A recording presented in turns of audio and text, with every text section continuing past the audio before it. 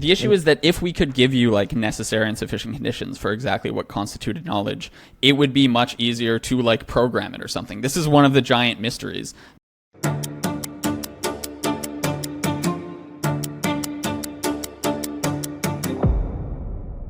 Welcome back to Doom Debates. I got returning champions here, Vaden, Masrani, and Ben Chug. We're doing a part 2. Part 1 from a couple weeks ago was pretty popular. A lot of people agreed with both sides. It was kind of controversial. If you're one of the people who thinks it's controversial, just don't be a dick. If you're being a dick, you're going to get blocked, so heads up about that. And let's just go around the horn, Vaden and then Ben. Just introduce yourselves again and really quickly summarize your position, and then we'll dive in today focusing on AI Doom. My name's Vaden. I'm one of 2 co-hosts for the Incrementspodcast. The first episode with Doom Debates, we talked a lot about Bayesian epistemology, and I guess today we're talking more about superintelligence. My position is that I'm not worried about the Doom scenarios. I am worried about just standard things to be worried about with regards to technology, like it being misused by authoritarians, for example, and military applications. So that's my position, and looking forward to chatting. I'm Ben, doing a PhD in stats and machine learning. Excited to chat again. First conversation was great. It was a lot of fun. It definitely rubbed some people the wrong way, but I think all 3 of us had a blast, so that's the most important thing. I learned, I guess, that I smile too much in a way that perhaps comes across as slightly mocking, which I promise I'm not trying to do. I tend to be a happy, smiley person, so if I'm smiling, it's not because I'm trying to mock your argument. It's because I'm enjoying the dynamic. So anyway, get that out there. And I've come back from 2 weeks of manners training, and hopefully we'll be much better behaved than last time. So.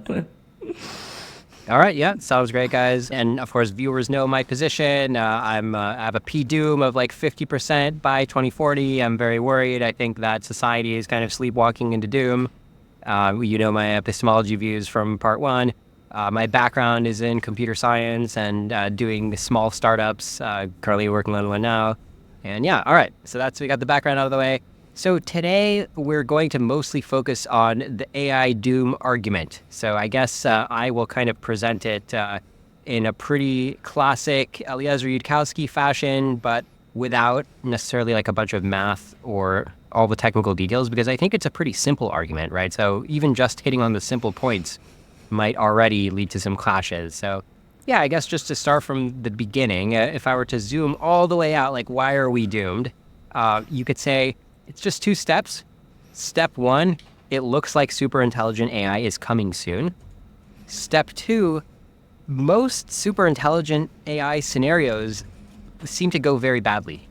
Those are the 2 parts of the argument. So maybe I'll put it to you, Vaden. Are you at least following part 1, that it seems like superintelligent AI is coming soon? No. Well, could you spell that out more? I feel like that's what we're here to be persuaded about. All right, so let's spell it out. So AGI is a term that's getting thrown around a lot, artificial general intelligence. I think a consensus definition is something like it's an AI that can do all the different economically relevant skills as good as most humans. Let's say like a human with 120 IQ, so maybe not like the best human in the world, but like if you look at the job market, it can beat like most humans at it who are currently employed at that job. So across the board, once we have AI can do that, that would be a threshold called AGI. I personally go a little bit farther, and I'm like, well, there's going to be ways in which it's even more threatening and more powerful than that. So even if you just take an AI that meets that definition of an AGI, just imagine that it thinks 10,000 times faster than a human. And of course, it can replicate itself, and it doesn't have the constraint of a body and a metabolism. So if it needs to use gigawatts of energy, it just uses gigawatts of energy, right? So already, in many ways, it's just transcending the kind of limitations that you normally see in a human. So that's basically the scenario when I say superintelligence. And actually, there's one more magic dust that I like to sprinkle in. I don't think it's a super load-bearing claim, but it's just the idea of like, not only will it be human level and really fast and really high energy, but also it'll just be smarter, right? So there's not really such a thing as like a 300 IQ, but something along those lines. Like it will just be able to have flashes of insight that even Einstein couldn't even dream of having. So I think that's another element worth thinking about too. So that's what I mean by superintelligence. And I think that is coming in the next few decades, if not faster. What do you think? Good. So yeah, I think you are correct to identify part one and part two here, and I think we're going to get stuck on part one. So I want to say that there is very little reason to think that deep learning as currently instantiated is going to lead to AGI. And so I think we'll end up probably talking a lot about the specific technology of LLMs and deep learning and generative models. And I think, my position, and I'm sure Vaden's position as well, is that this is not sort of on the path to AGI. And there's not too much reason to think if we keep pushing in this direction, we'll get AGI in the next few years, the next decade or something. Maybe something to add to that. So I agree with Ben. I just want to plant a flag for the listeners and for this conversation that maybe the two sides are viewing the question from different vantage points, because I think when you say that superintelligence is coming, you're taking more of and correct me if I'm wrong here, taking more of an outsider view, which is looking at the trends, looking at the fact that previously we couldn't, we didn't have LLMs, and now we have LLMs, and LLMs seemingly are this miraculous thing that can come up with any explanation you ask for it. When you write into it, it can control your computer, it can do all sorts of cool stuff. So that's maybe like the outsider view. And then the insider view, the way that Ben and I are thinking about it, is the specific technologies that underlie LLMs. How do they work? And is there any reason to think that gradient descent on training data is going to get us to these dooms scenarios? And so please correct me if I'm wrong, but I just want to flag that I think a lot of the tension here is that Ben and I are going to be talking specifically about how these systems work and why we don't think that just making them better is going to get the scenarios that you're describing. And so that's just maybe some useful tension. Yeah. Yes, and to clarify, my claim isn't that a particular architecture that you have in mind is going to scale in a particular way to get to AGI, but just somehow our whole species, using the might of all our different engineering approaches in parallel, is somehow going to cross the AGI threshold. So it's possible that your own extrapolation of a particular architecture just isn't the right thing to be looking at and extrapolating, right? Well, so the whole human might has been trying to get fusion for 35 years, and we haven't really been able to do that. So there's lots of technologies that we have been able to do, and quantum computing is another example of, at least like Sabrina Hofsfelder is claiming that it's stalling. So just because humans want something does not mean we necessarily will get it, is my point. Yeah. Fair point. Okay, so you guys are both resistant on part one, that superintelligence is coming soon. And this is what I would call getting off early on the doom train. Although you could be getting, there are even earlier stops than that. So let me even back up on the doom train. Do you think that superintelligence will ever happen? Let's say if we had 10,000 years to build it, will we get there eventually? I think there's nothing. Like building superintelligence, I view as like a problem, and okay. Sorry, let me take a step back. It depends what you mean by superintelligence, I suppose. I'll say that there's nothing. I think in the laws of physics that prohibit us from building something that is human-like in its generality, and then we can argue about how many steps up the ladder from humans there are, if you will. I think we might differ a bit on that specific claim, but insofar as the claim is just about the possibility of building something that's as general and creative and insightful as the human mind can be at its best, then I think there's nothing that's prohibiting us from understanding how to do that. So, something like that is possible. So if we had 10,000 years of building, could we at least get something that's like an Elon Musk brain in a computer, Elon Musk level brain in terms of, all the different skills that he has, running at 10,000 times Elon Musk speed, and also there's millions of copies, and also they have tons of energy powering them? Well, so the only thing that I know for sure is that it has to be possible to arrange physical material in such a way that we get human level intelligence. That's the only existence proof that we currently have. And my scenario is still human level intelligence, right? But it's with these modifications as to the speed and energy.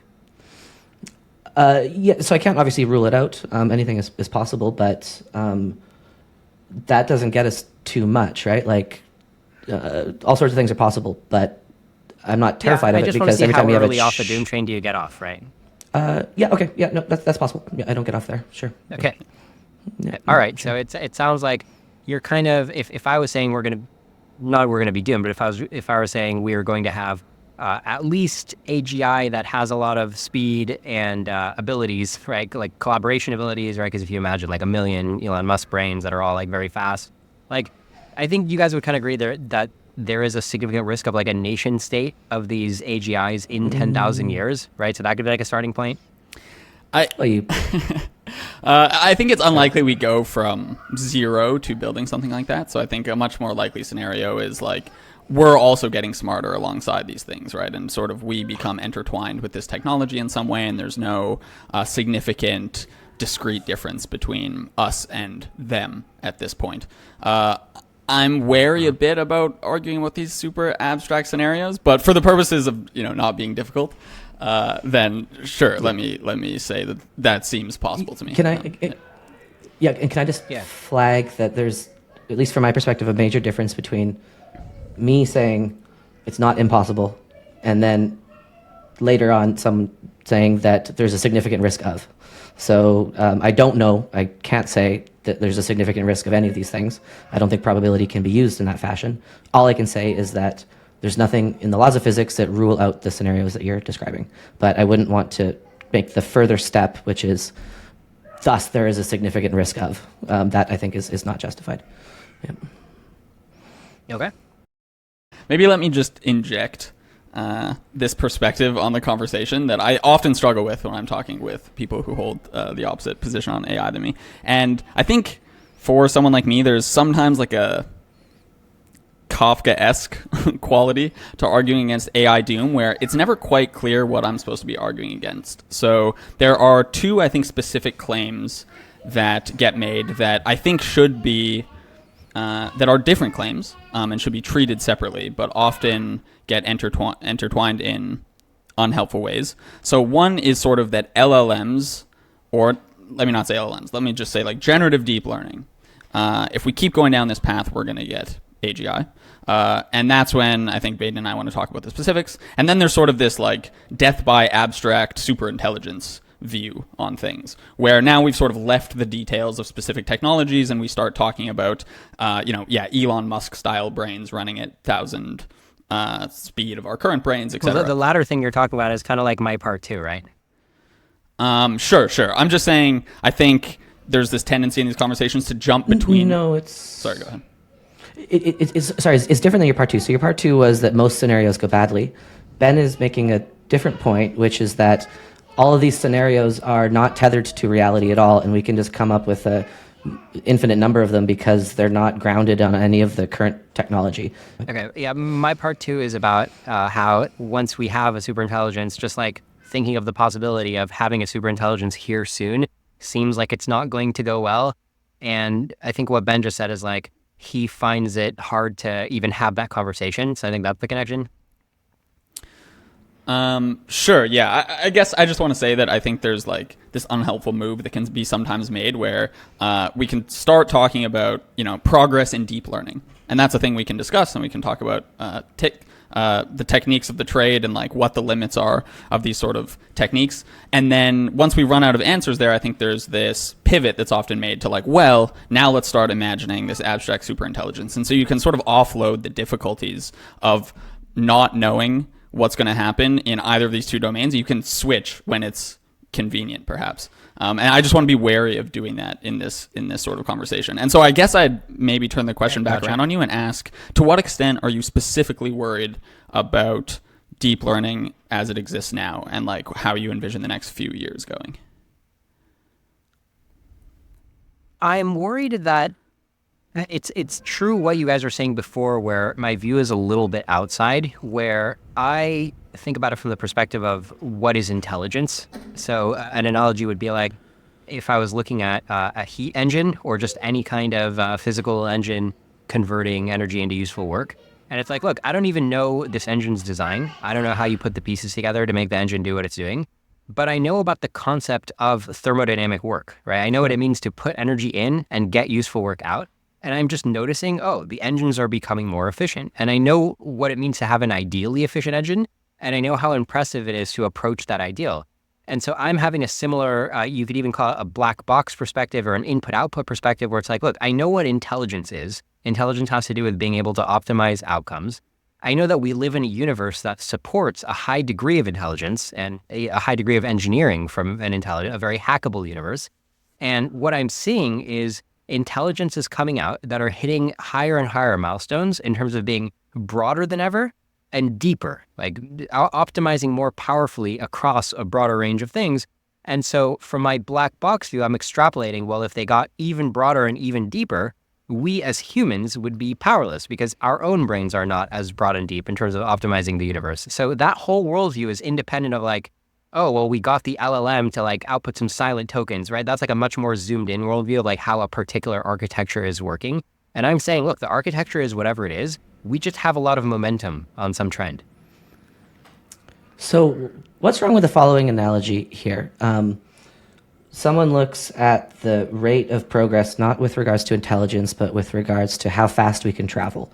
So first it was horses, and then it was cars, and then it was planes, and then someone just extrapolates out and says, oh my God, soon we're going to have like a quarter of the speed of light travel, and then 99% speed of light travel, and it just keep extrapolating, going. But there's all sorts of I do physical... extrapolate that for any intelligent civilization. But would you do that with speed, though, or would you recognize that with speed, I think that any there's like intelligent physical civilization will limits? probably- And I see. Okay. The analogous extrapolation is that I think any intelligent civilization will be able to go a pretty high fraction of the speed of light. Because this is the other thing that I struggle with in these kinds of conversations is that the way that it sounds to my ear is that intelligence is just this magic potion that can allow any entity to do whatever it wants in an omnipotent way. Humans are intelligent, but yet we can do very few things because there are, say, funding limitations, and you have to have the right idea. And if you don't have the right idea about how to make cold fusion work, even though theoretically it's possible, it's not going to get built. The problems that these intelligences are trying to solve themselves get harder and requires more intelligence to solve them. And thus, I don't see any reason to believe that if you just keep tuning up intelligence, we can just get anything that we want. And so maybe just persuade me of that, because it just sounds mystical. Let me give you some perspective, right? Imagine we're having this this conversation in ancient Rome, right? And you could be like, look, I get that intelligence is powerful. I mean, look at all this cool stuff we've built, aqueducts, whatever, right? But like there are limits, right? Like humans at the end of the day, there's going to be energy limits, there's going to be funding limits, right? So you could be having this discussion as an ancient Roman, whereas you lack the perspective that 2,000 years in the future, there's going to be a freaking Starship rocket, right? And it's going to be like landing and having like ridiculous amounts of energy, right? And having the power to have a space program that looks like Mars is a plausible thing it's going to get to, right? And so, yes, we should have perspective. It's just that the walls, right, the ceiling, are just ridiculously high. For some things, but not for everything. Like, we haven't figured out how to solve war or poverty, or there's all sorts of problems that still exist. And I know you're going to say, well, we just don't have enough intelligence. And I guess I'm just saying, maybe that's just a fundamental intuition difference between us. But what do you think about the perspective? Like, can you make an analogy of like, look, the way that we kind of impressed the ancient Romans in terms of what they would think is like a feasible thing that intelligence can do?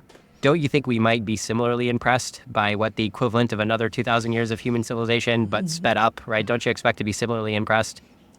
But I think of intelligence as a collective thing, and I also think of it as a slow thing. And I think of it not as just one agent's ability to do whatever it wants, but this distributed network of people all working and collaborating to slowly improve the world. And it took 2,000 years to get from ancient Rome to here, and that's amazing. But just because that that chasm has been jumped and we've made a lot of progress, doesn't mean necessarily that we'll be able to create super intelligent things that will take us 99% of the speed of light. Like, that just seems to me to be a huge stretch. And I can talk more about maybe the differences between how you and I think about intelligence, because I don't think of intelligence as just the ability to optimize whatever thing we want to optimize. I think of it in a very different fashion.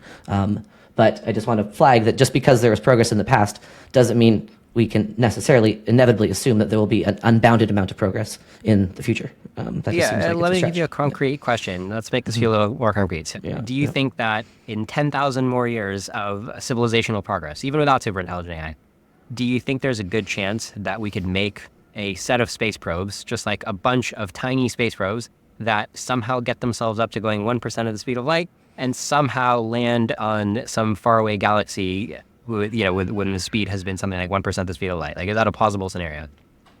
It's possible. I think It's possible in the sense that it would depend if people want to do that. If there's some reason to make the space probes, there's a myriad of different engineering projects and scientific problems that people want to work on that just completely lose interest because of funding reasons, because of banal, they can't figure out the right way to organize the engineering project. So all of this stuff, like my answer is always going to be, it's not impossible, but I don't know if it makes any sense at all to assign some sort of number to it. And this ties us back to the Bayesian epistemology stuff. Just to pump your intuition.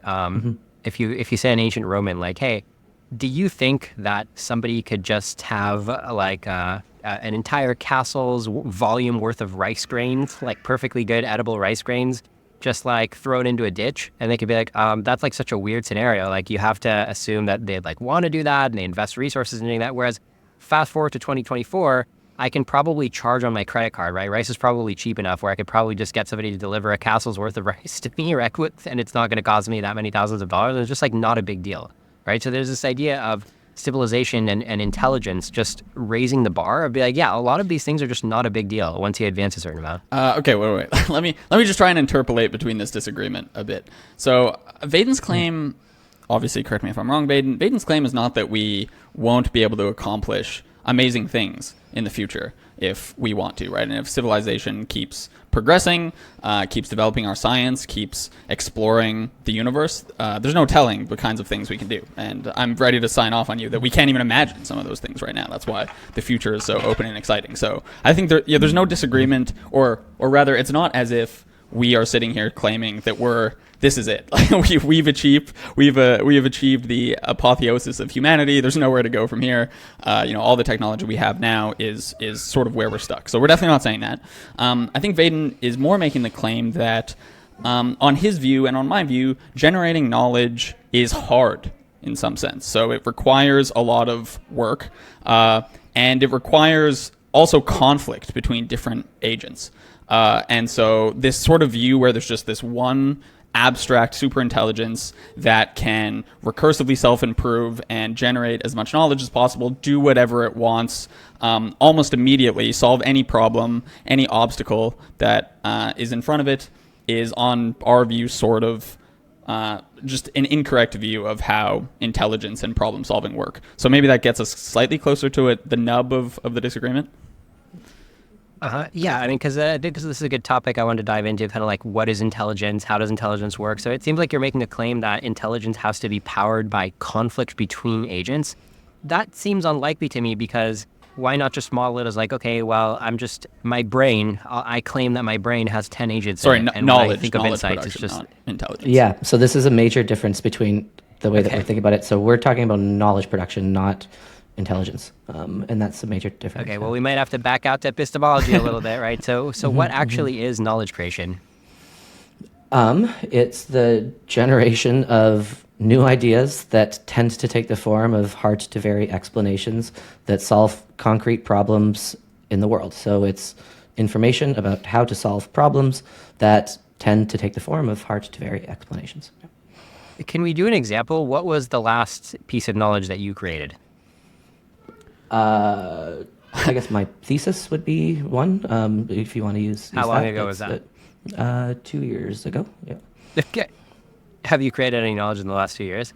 Yeah, no, I would want to claim all sorts of places, but that's maybe the most concrete thing that people can look at, yeah.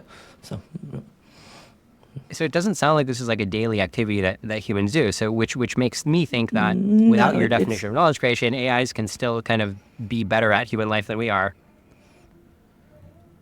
I'm confused. No, I'm not saying literally the last time I created knowledge was 2 years ago. It's just if you wanted a concrete example, that's maybe one easy one. But I guess I'm unclear what the question is. Yeah. I mean, it sounds like knowledge creation is a big part of your world model, right? It's like a fundamental concept used to understand the world, and yet, despite how fundamental it is, it's only something that you did 2 years ago. Oh no, sorry. Created knowledge. What's the last time? Every time you tell a joke that has not been told before, you're in some sense creating knowledge about how to make people laugh. There's all sorts of mundane, simple, trivial examples that one could use, but just because knowledge is kind of an abstract and hard to it's hard to get intuition about. I just want to use a more salient example, which would be my thesis. So it's slightly misunderstanding what I'm saying. I'm not saying that between now and 2 years ago, no knowledge has been created. It's just if you want a very clean example of what I'm referring to, a published thesis is a good one. But if you want to go into much more detail about what we mean by knowledge creation, etc., then we can talk about that. But it just seems like a weird way to ask the question, I guess. Seems kind of gotcha-esque. Yeah. Okay, so you mentioned telling a novel joke could be an example of a knowledge creation. So if I ask ChatGPT to tell me a novel joke and it does, is that knowledge creation? Yeah, sure. So, yeah, if you just define like new knowledge as something that we've just never seen before, just a combination of bits or something that exists in the universe that we've never seen, then I'm happy to sign off on ChatGPT creating new knowledge lots of times. Obviously, it's coming up with combinations of tokens that we've never seen. So if you're, if we want to settle on that as the definition, then the more interesting question becomes: is it generating important? Wait, that's surprising because I know. Sorry to stop you there, but that is a claim that is not consistent with what I normally hear from Deutsch and people who support Deutsch, right? They're pretty adamant that current AIs don't do knowledge creation. Sure, yeah, I think... No, Ben was saying conditional on a certain definition, right? If you want to define it this way, then fine. Yeah. Right, so I just said, like, combination... But don't you want to define it to be consistent with Deutsch? I'm just trying to make this conversation go as easy as possible. So I'm just saying, like, if we're assuming just novel combination of bits, happy to sign off on ChatGPT creating new knowledge. Then we can ask the question: is it useful knowledge, right? Like, is it knowledge that humanity perhaps is incapable of coming up with, or something that's fundamentally new, giving us fundamentally new insights into the way the world works, really feeding into our knowledge production systems in ways that is really benefiting our lives, et cetera, then those are all interesting questions we can ask downstream of that. I think someone like Deutsch's claims is more, he's sort of taking the definition as extremely useful kinds of knowledge, right? The sort of knowledge that's being generated by a scientist or an artist or someone sitting down to write a novel poem that's going to, touch millions of people. And I think someone like Deutsch and probably someone like me wants to say that sort of knowledge creation has not been done by these artificial systems yet. And it's similar to like our LLM's creative, right? Well, it depends on what you mean by creative. I can give you a definition of creative by which, yeah, sure, LLMs are creative. It's creating new stuff. I can also give you a definition of creative under which LLMs are not creative at all. And similar with knowledge, like I can go into detail here about why I don't think LLMs are going to create knowledge in the way that is going to progress humanity, but you can absolutely just define knowledge in a weaker way, and then sure, yeah, it's coming up with a new answer to some algebra problem that has never been done before. And so it's just really a question of how you want to define these terms. And so we can just explore the decision tree of different definitions and how they lead to different kinds of conclusions. Yeah. So I noticed you guys are being very flexible. You're saying, hey, we could define it like this, we can define it like that. But like, I want you to teach me your worldview, and your worldview can be made out of your definitions, right? So in particular, like, what is your definition of creating new knowledge? Nice. Yeah, go ahead. Yeah, I mean, so if we can go back a little bit to like induction and how do we get new ideas, that will lead to this question. So one of the major distinctions, let me take one step back. So in the 1800s, there was a big debate between the rationalists and the empiricists. And that debate consisted of the question, like, what comes first, ideas or observations? So the empiricists said that observations come first, and if you get enough observations coming in, just being poured into your brain, then eventually ideas will form. That is wrong. That's just factually incorrect, and anyone can see that easily by just asking the question, did we have the idea of a black hole before or after we saw a black hole? Well, first we had the idea, then we went and saw it. Do we have the idea of airplanes? Did we have the idea of computers? Did we have the idea of Skype before we saw these things or after we saw these things? Clearly it was before, and that's how we created them in the first place. So ideas have to come first because ideas tell us what to look at, what to observe in the first place. Deep learning and LLMs are the exact opposite. LLMs require training sets, which are observations collected by human beings who have the ideas. And the hope is that if you just shove in enough training data over and over and over again, and you make the training sets larger and larger, eventually ideas will start to form. This is just not how the human brain works, and this is not how knowledge is produced. Knowledge is a kind of idea, and so we can talk about the differences there. But the major point is that accumulating observations and then hoping if you get enough of them, you're going to have new ideas coming out just does not work. But this is the modern foundation for all of machine learning, all of AI, and all of the stuff that y'all are worried about. And the reason that I'm not worried about it at all is because I think in one podcast you asked, like, what is the difference in kind and not degree? Like, I've been asking so many people this, no one can tell me the answer. What is the difference in kind and not degree between human level intelligence and these systems that we're making? And I've just given you that answer. So the difference is that humans have ideas first, and then we get observations. These systems have observations first, and will never get true new ideas. They will be able to combine tokens in different ways, and if you squint at it, then sure, you can say that, oh, this token has not been next to this token before, and this is kind of a new thought. But so can chimpanzees banging on typewriters. So enough chimpanzees banging on enough typewriters will come up with a new thesis, but that's just not what we think of as knowledge creation. Even though you've created something. And so the way that Ben and I want to think about this is via the underlying mechanism, not the output. And you tend to want to think about it more in terms of the output and not the mechanism. And so with that, I'll pass and pass it back to you. Yeah. All right. I'm still not fully clear on what you mean by creating new knowledge. I mean, I think it's helpful, the last thing you said of, well, it's going to have to do with the mechanism, not just the input-output. So, okay, so let's continue with that. So help me understand, because my goal is to be able to look at examples and be like, this is an example of what Vaden does mean by creating new knowledge. This is an example of what Vaden would say is not creating new knowledge. So can we do an example of both types? Absolutely, yeah. So examples of knowledge would be things like water is made of 2 hydrogen atoms and 1 oxygen atom. You cannot travel faster than the speed of light. Quantum field theory, anything published typically on in journals or papers, stuff that you read in libraries, that would be knowledge. Information would just be sequences of bits. Can we talk about creating it? So sorry, the person who published the paper, at some point when they were writing the paper, they created the knowledge? So knowledge creation, it's a full pipeline. So it starts with photons being entering your eyes and sensory experience, which your brain then has to process and digest. And categorize, then it eventually becomes some sort of linguistic expression, first that's just uttered in your mind, which you then criticize repeatedly until you have something that you can kind of write down. Then you write that down and you share it with some friends and confidants, and then in that process you get more criticism, it gets more refined, all the bad ideas drop away, and then eventually you have something like water is some just crazy conjecture. So water is made of 2 hydrogen atoms and 1 oxygen atom.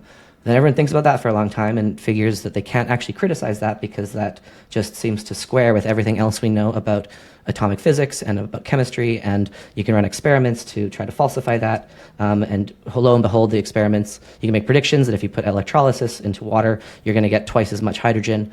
So then you start to say, okay, maybe this is actually true. So then you write it down, you try to maybe submit it to peer review, no one can figure out the fault with it, then it becomes written in our textbooks, and then it becomes something that's taught in schools, and then it becomes institutionalized knowledge. That's knowledge creation from the photons to the textbooks. Yeah. Is every step that you listed a necessary condition for the knowledge creation? Well, every step that I listed isn't precise enough to be necessary or not necessary. It's intentionally expansive. When I say criticize and think about, you have to think about it and you have to criticize it, but the kinds of criticism can take many different kinds of forms. So we're talking about a whole process from the what you see, to what you think about, to what you write down, to what you talk about, to what you subject to criticism, to what eventually just becomes baked into our institutions and our pool of thought. You're listing a lot of steps that seem specific to how humans operate, right? So you're kind of being descriptive about how humans create knowledge, but it doesn't seem like your definition is generalizing to how any agents create knowledge. There's only one agent that we know of that creates knowledge. Okay, but do you see what I'm getting at? Where can't you just imagine some agent that's not a human? Because remember, humans were not optimized to create knowledge, right? We just evolved just like other animals evolved. Do other animals create knowledge? Ben, do you want to? So now we can start interrogating the different kinds of knowledge. So there's objective knowledge and there's subjective knowledge.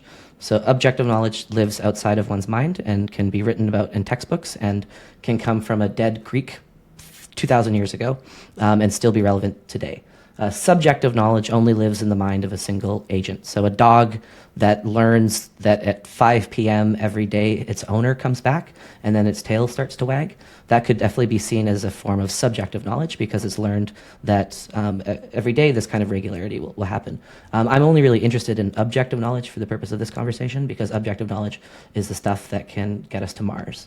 Subjective knowledge is just, I feel happy, I feel sad, my owner's coming back, that kind of stuff. So, so in all of these cases, like we don't have definitions of the most fundamental concepts in science. So we don't have a concrete definition of life. We don't have a concrete definition of intelligence. We don't have a good definition of consciousness. We don't have a good definition of knowledge. What we do is we kind of recognize and observe this stuff, and then we just say, let's just call that knowledge. Let's just call that life. Let's call that intelligence. But as you drill down into foundational concepts in science, everything becomes vague and nebulous. We don't even know what, like there's the problem of change, there's a problem of causality. So when you ask me, like what do you mean by knowledge? Like you're gonna necessarily get different kinds of answers, and I'll be able to say, well, if you mean this kind of thing, let's explore that. If you mean this kind of thing, let's explore that. But that's because just as you drill into foundational concepts in science, everything becomes vague. It's harder there.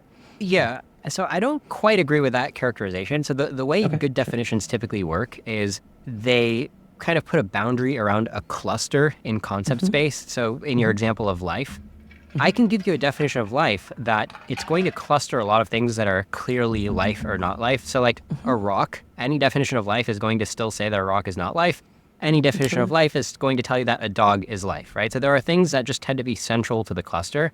And then we can have an argument about what we call the edge cases, right? The things that are on the fringes of the cluster, like a virus might be on the fringes of the cluster. So when I'm asking you to define your own term of create new knowledge, I'm not here to slap fight about the edge cases. I'm just looking to tell what's central in the cluster. Well, I would just rather give examples of the cluster, and then let's talk about that. So in your example of life, you didn't define life, you gave examples. And that's great, and that's what I tried to do with the H2O example, right? So that's what I mean by knowledge. It's just here's an example of the whole. Yeah. So help me out. I mean, you know, my goal is to just be able to operate your definition well enough that when things come along, when examples come along that are not too fringe, then it's easy for me to just answer. Okay, they're part of the cluster. They're not part of the cluster, right? Like dog life, cat life, right? Beetle life, right? So that's all I'm looking to do. But with the concept of creating new knowledge. So you mentioned that animals, non-human animals can create what you call subjective knowledge. So let's just try to simplify, right? Just give me concepts. Let's talk about objective knowledge, and let's talk about creating objective knowledge. You listed a bunch of steps that humans have to do to create that knowledge. You gave what I see as kind of a parochial definition, like a very human-specific definition, and you said, well, it's okay that I gave that definition because humans are the only known knowledge creator. And then I pointed out, okay, but it's not like we were made in a knowledge creation factory. Like we just randomly evolved out of the other animals as a continuous evolution. So doesn't it strike you as odd that you have this very human-specific definition of how knowledge is created? As soon as I saw another another example of, I don't know, some alien creating knowledge that way, then I would think about that too and figure out how to adjust the definition amongst the various clusters. But when I think and talk about knowledge creation, I'm studying how it's actually created by people who actually are doing it. And the only example that I have are human beings, right? And so, of course, we can talk about, like, could AIs create knowledge? And I would want to say, sure, maybe in, like, the far, far, far future. But to do that, we need to get out of the paradigm of gradient descent on training data, because gradient descent on training data is just induction. And the one thing we absolutely do know about knowledge creation is that it doesn't work that way. So if we want to talk about... I still want to talk about the definition. So let's say in the case of Einstein, because you mentioned that part of the definition is there has to be like a convention of peer review and, you know, people have to argue about it. But like, let's say in the case of Einstein inventing relativity, what if he comes up with a math? He's like, wow, this math really clicks. It's so elegant. It kind of has to be true. So I'm going to publish it. And like people can feel free to criticize it, but like I feel confident. Would you argue that knowledge got created by the time Einstein published the paper, or knowledge only got created after people argued about it?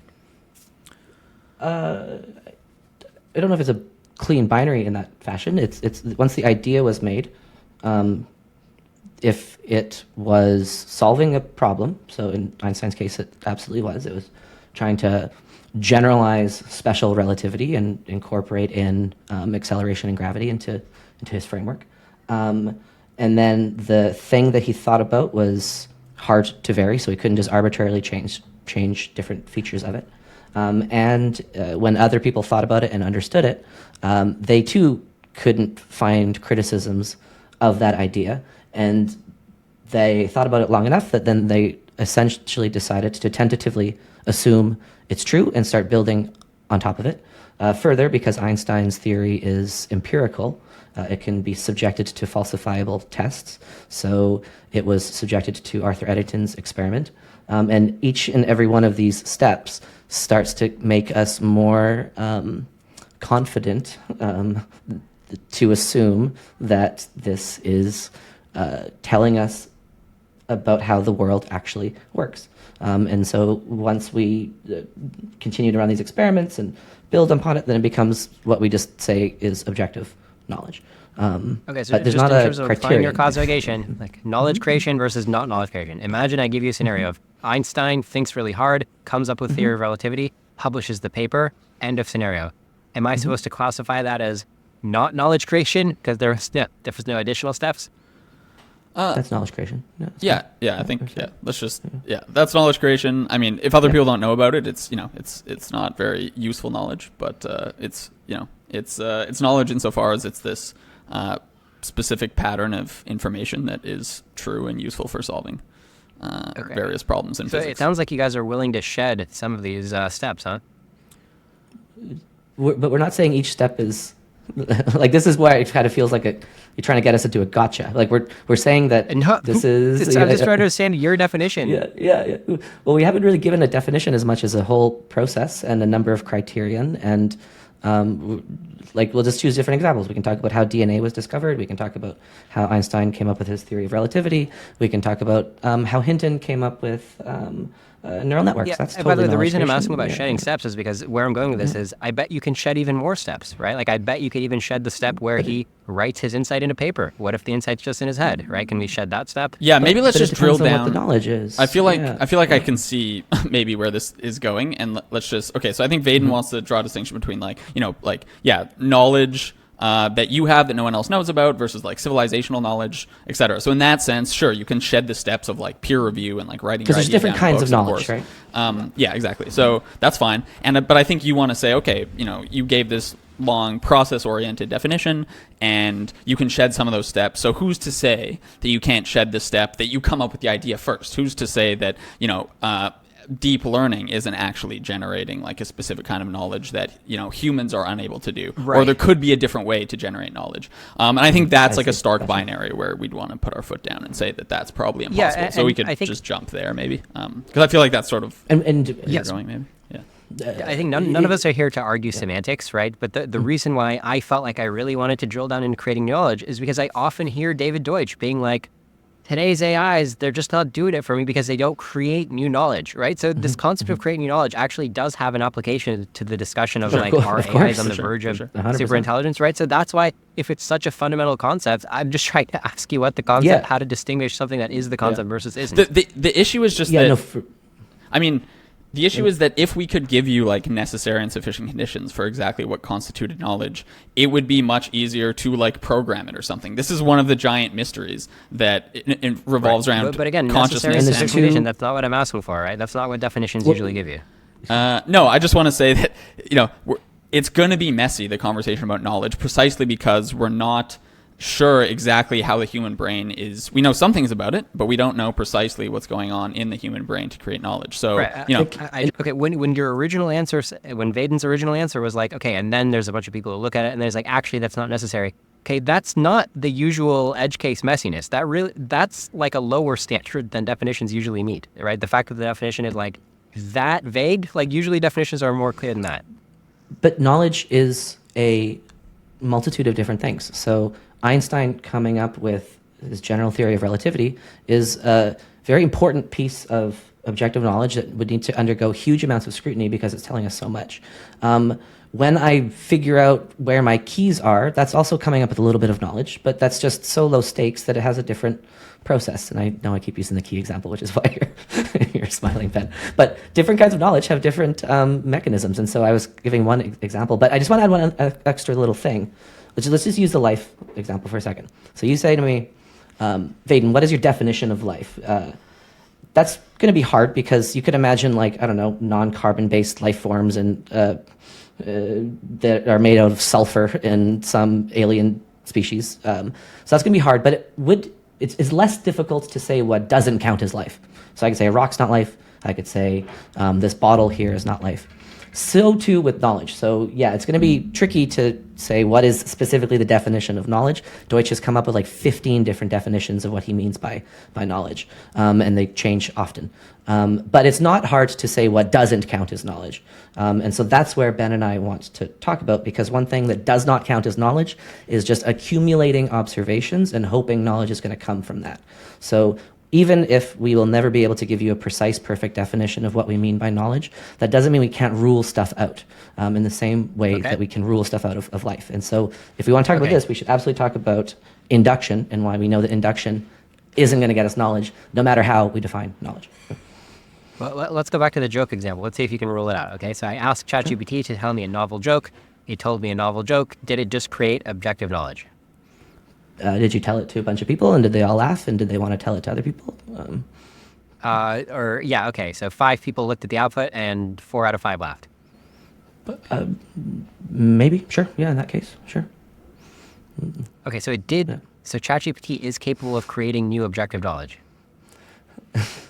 It just depends on what you mean by knowledge. Like, I don't know if this is going to be the most productive way to have this kind of conversation. I thought you were going to pick a definition that lets you argue that today's AIs are nowhere near creating knowledge. I think I've consistently said that we don't have a good definition of knowledge, and let's just use the clustering approach, which is let's just come up with a bunch of examples and let's just talk about how these examples can cluster. And so that's why I like your clustering and that's approach. what you're doing, right? Precisely because you use that approach, and then you concluded. You used the clustering approach, and then you concluded that ChatGPT creates knowledge. So you're okay. So just to be clear, so you're diverging from David Deutsch. You're not making David Deutsch's argument that AI cannot create new knowledge. Under a strict definition of knowledge, I completely agree with David Deutsch, and that's why it's more fruitful to talk about induction and what we know doesn't create any definition of knowledge than it is to come up with some specific definition of knowledge and then say, under this definition, LLMs can do it. Like, a chimpanzee banging on a typewriter can create knowledge eventually.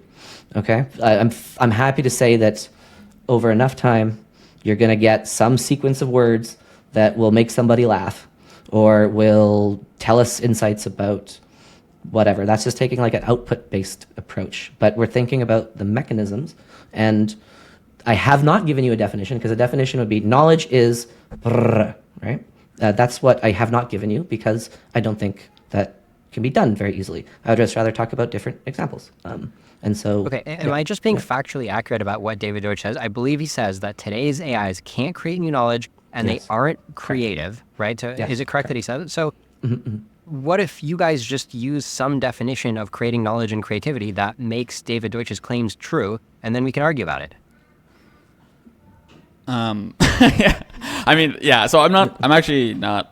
I think David Deutsch would say something like that. I'm not 100% sure what Deutsch thinks about AI these days. I mean, maybe can I give you like tasks that I think are just beyond the bounds of current LLMs to do, and then I can say like, if it was able to do this, then I would have to seriously reconsider whether it's creating new knowledge. Would you accept that sort of thing? Like, I think the definition thing is obviously... the problem is that Sorry. That methodology kind of favors you, right? Because it's very easy to just say, oh yeah, the goalposts have always been here, right? So of course we can both list things AI can't do yet. I mean, I guess that there's still some value where if you said like, look, if self-driving ever actually became street legal in 100 cities, at that point I would say new knowledge has been created. I mean, at least that would be empirically testable and you'd have some chance of getting falsified. So there's some value to that, but it's just like, I just feel like this discussion is a lot harder than it should have been to just explain David Deutsch's argument. You didn't ask us to explain David Deutsch's argument. You asked us what we were thinking, right? Okay. Can you unpack this argument for me? Today's AI cannot create new knowledge, therefore we haven't hit on, we're not close to super intelligent, but definitely focus on the part where you say what it means that today's AI can't create new knowledge. Because today's AI is based on induction, and we know induction cannot create new knowledge by any definition of knowledge. Okay, but what about what you just said about the joke? A chimpanzee banging on a typewriter will eventually make something, and that's taking an output kind of view. And if you really want to come up with some scenario where it comes up with random number generators can do the thing that you're talking about. We're talking about a reliable mechanism that can do this repeatedly, and you can give it some difficult problem in chemistry that humans have been banging their head against the wall for 400 years, and the AI would be able to do it. Or you give it the question of how do you resolve the tension between quantum mechanics and general relativity, which is the overused example, then it would be able to do it. Let me go to the chimpanzee, okay? Yeah. Imagine there's a room, right? Kind of like the Searle's Chinese room, and there's just a chimpanzee and a typewriter inside, and you ask the room, hey, tell me a joke. And the chimpanzee types away, right? He types like billions of characters, and then somehow out of the room, a joke slips out. And let's say it happens within like an hour. Would you just be like, well, it's just a chimpanzee typing? No, something has gone on. That's right. That doesn't really explain the situation. It's the difference between thinking about knowledge creation just in terms of output and in terms of like method, right? This is the difference. So if you randomly jiggle all the characters, eventually you'll get something that's funny. And under some definition of knowledge, you can say, aha, the chimpanzees have got knowledge. But that's just not the interesting way to think about it. The more interesting way to think about it is the mechanism, because if we're going to create like actual human level intelligence, we want to do it in a way that's not just chimpanzees banging on typewriters.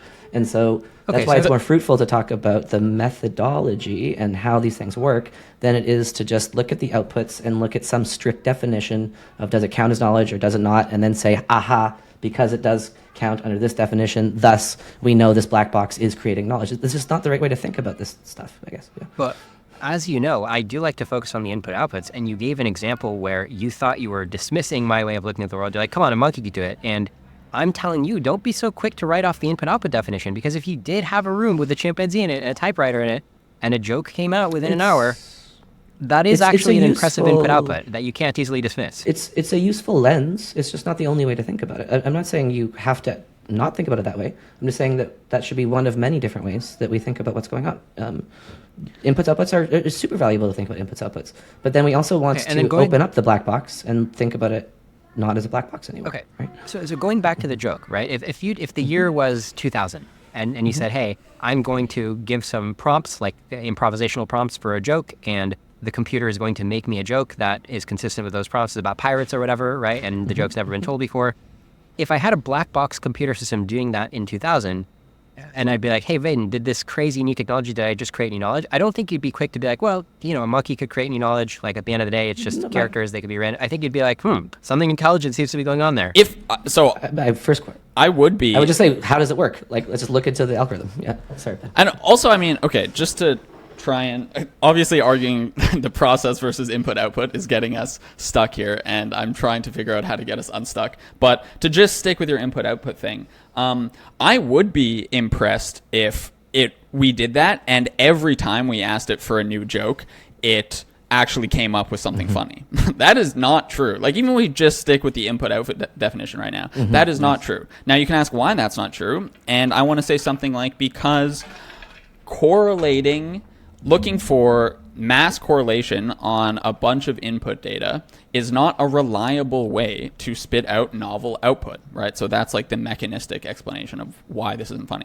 Will every once in a while these correlations lead to some new sentence that hasn't been said before, some new joke? Yeah, for sure. This will definitely happen. And is it giving you useful output, especially in domains where we have tons of training data? Yeah, this is precisely where it excels. So this is why it's helpful when you're programming, for instance, right? There's no programmer I know now that doesn't use an LLM to help them program, right? Because it's obviously super useful precisely because we have lots of training data. So if you want to say, yes, that's creating new knowledge, then fine. The question is the method by which it's doing this a reliable way to generate civilizational changing knowledge, or the kind of knowledge that humans are actively engaged in creating all the time, and we want to say no. So this is why we're getting stuck in input output. Like, will there be the occasional example where it like says some new funny joke? For sure. Does it have the capability right now of being a super smart Substack writer that has millions of subscribers because it's just pumping out insight after insight?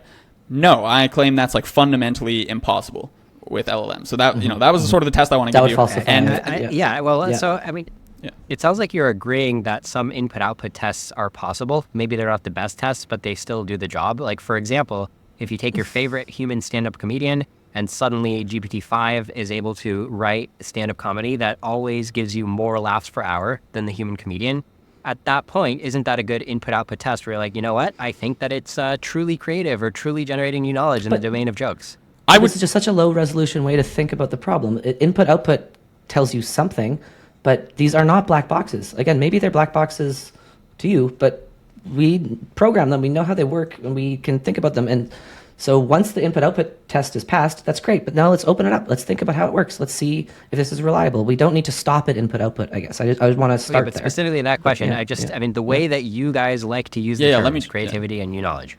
I would just answer that question in the what do you say affirmative. about Like, if we had a system that was pumping out jokes with like more laughs per hour than stand-up comedians, even an average stand-up comedian, I would be blown away. I would be absolutely blown away by that. So let me just I'll draw on the line repeatedly. That's great. That's great to nail down the goalpost, because funny thing is, once you nail down the goalpost, it quickly becomes a matter of degree. So for example, today I'm sure there's somebody alive who loves puns, and their favorite book of puns is probably worse than what ChatGPT can output. Is that plausible?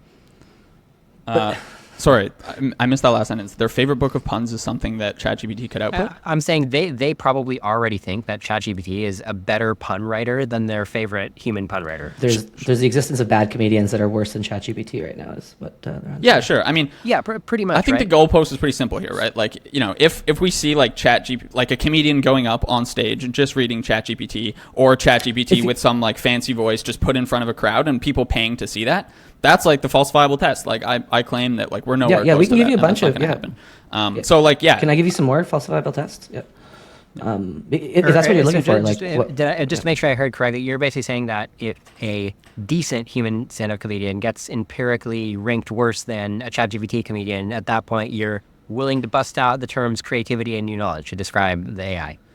Yeah, at a reasonable, like a reasonable enough people are like, I'm gonna not go see stand-up comedy. I'm gonna like just get ChatGPT to like tell me jokes all night. Like, suppose that becomes, not even like a super popular activity, but that's like a natural activity for like a Saturday night or something, right? Like, say that's a common thing to do. It replaces. Yeah, then I'd be unbelievably impressed, and I would really start to consider like, wow. Yeah, it's very interesting, because to me it's very much a matter of degree what you're saying. Like, and by the way, if we want to be empirical, okay, great. Yeah, I think a stand-up comedy routine, I do think it's pretty likely. I'd say more likely than not that like within 5 years, maybe 10, probably 5 or less, you're going to have the best comedians get most of their material written by AI, just because the AI is funnier. So that's my empirical prediction. Awesome. So it's great that we can, put a line in the sand, have predictions that either of us can get falsified. But I also encourage you to, let's think back, right? Imagine it was 10 years ago, and I told you, okay, Ben, here's my test. Imagine that chatbots, instead of being terrible like they were in 2014, imagine chatbots got so good that 1 million humans were spending an hour a day talking to these chatbots. Right, and you'd be like, sure, I guess at that point I would say the AI is being creative or whatever. But as you know, today, you have these like fake girlfriends or whatever, right? You actually are having that level of traction with chatbots. Do we actually have the fake girlfriend thing? We had this with... that's true. At a wide scale. There's actually there's a lot of people, there's like subreddits of people like addicted to their chatbots. And I mean, it makes sense. They're really good at chatting. Can I just tell a random story that I heard about this just because it's interesting? That's nothing to do with the debate, but just, I guess there was a case in the UK where a dude was talking with his chatbot that he was in love with, and then told the chatbot that he wanted to go and try to assassinate one of the royal family members. And then the chatbot was just reinforcing this because it wasn't smart enough to like alert the authorities or whatever, and it reinforced it. And then he actually went and did it and didn't kill anybody. It was on trial, but now the chatbot company Holy is shit. like freaking out because you have all these like closed sandbox environments, right, where it can just reinforce. Just an interesting thing. So yeah, but I would just want to say that Eliza was a chatbot that was made in like the 70s or something that people were talking to for a long time. But again, it's how do these things work and what But by the way, people weren't really talking to Eliza that much, right? Like the degree to which it's super the chat impressive. Well, people also didn't have chatbots have personal gotten way better. computers, right? Yeah. So the Yeah. Right, but I mean, there was a big time. I mean, I was alive, 90s, early 2000s. There were plenty of crappy chatbots out there, right? And you weren't getting this level of like millions of people Chatbots have studying gotten way it better. already. Yeah, without Yeah, question. yeah, Without for sure. question. Yeah. Okay. I use it all the time. Like I'm not. Okay, I'm not saying I'm not yeah, like exactly. a techno pessimist. Like I think So this my is great. only point is just you guys are laying down goalposts, which I think is great. By the way, I think we both agree these are good goalposts, like the stand-up comedy goalposts, right? It's a good goalpost. Can I put a couple more down in a sec? Yeah. Yeah, I put a couple more down in a second. It's just the goalposts you're laying down, they just seem like the next goalpost, but you can look back and you can be like, here's a bunch of similar goalposts that just got crossed. So maybe the new goalpost will also be crossed because there's no fundamental distinction. Like chatting with a person for an hour and then having them come back the next day seems like you also need true creativity. It's not like the creativity comes online when you write a stand-up comedy act and it wasn't online when you were chatting with somebody. I think anyone listening to this who's spent more than 10 minutes with a chatbot, like with LLM or whatever, when you read the material, it's just lifeless. Like you can tell when it's written by a bot. It doesn't have any personality. It's just characterless, right? And this would completely blow my mind if what Ben put down happened, and it would totally change my mind. Of course, yeah. Like I'm not. So basically, the Turing test, yeah. You think, just hasn't been passed, right? You're like, I know it's No, a I think robot. the It hasn't Turing passed test the is Turing test with me. useless. I think the Turing test is just a bad test, frankly. Yeah. It's a bad test, but you just essentially cited it as why you don't think AIs are human level yet.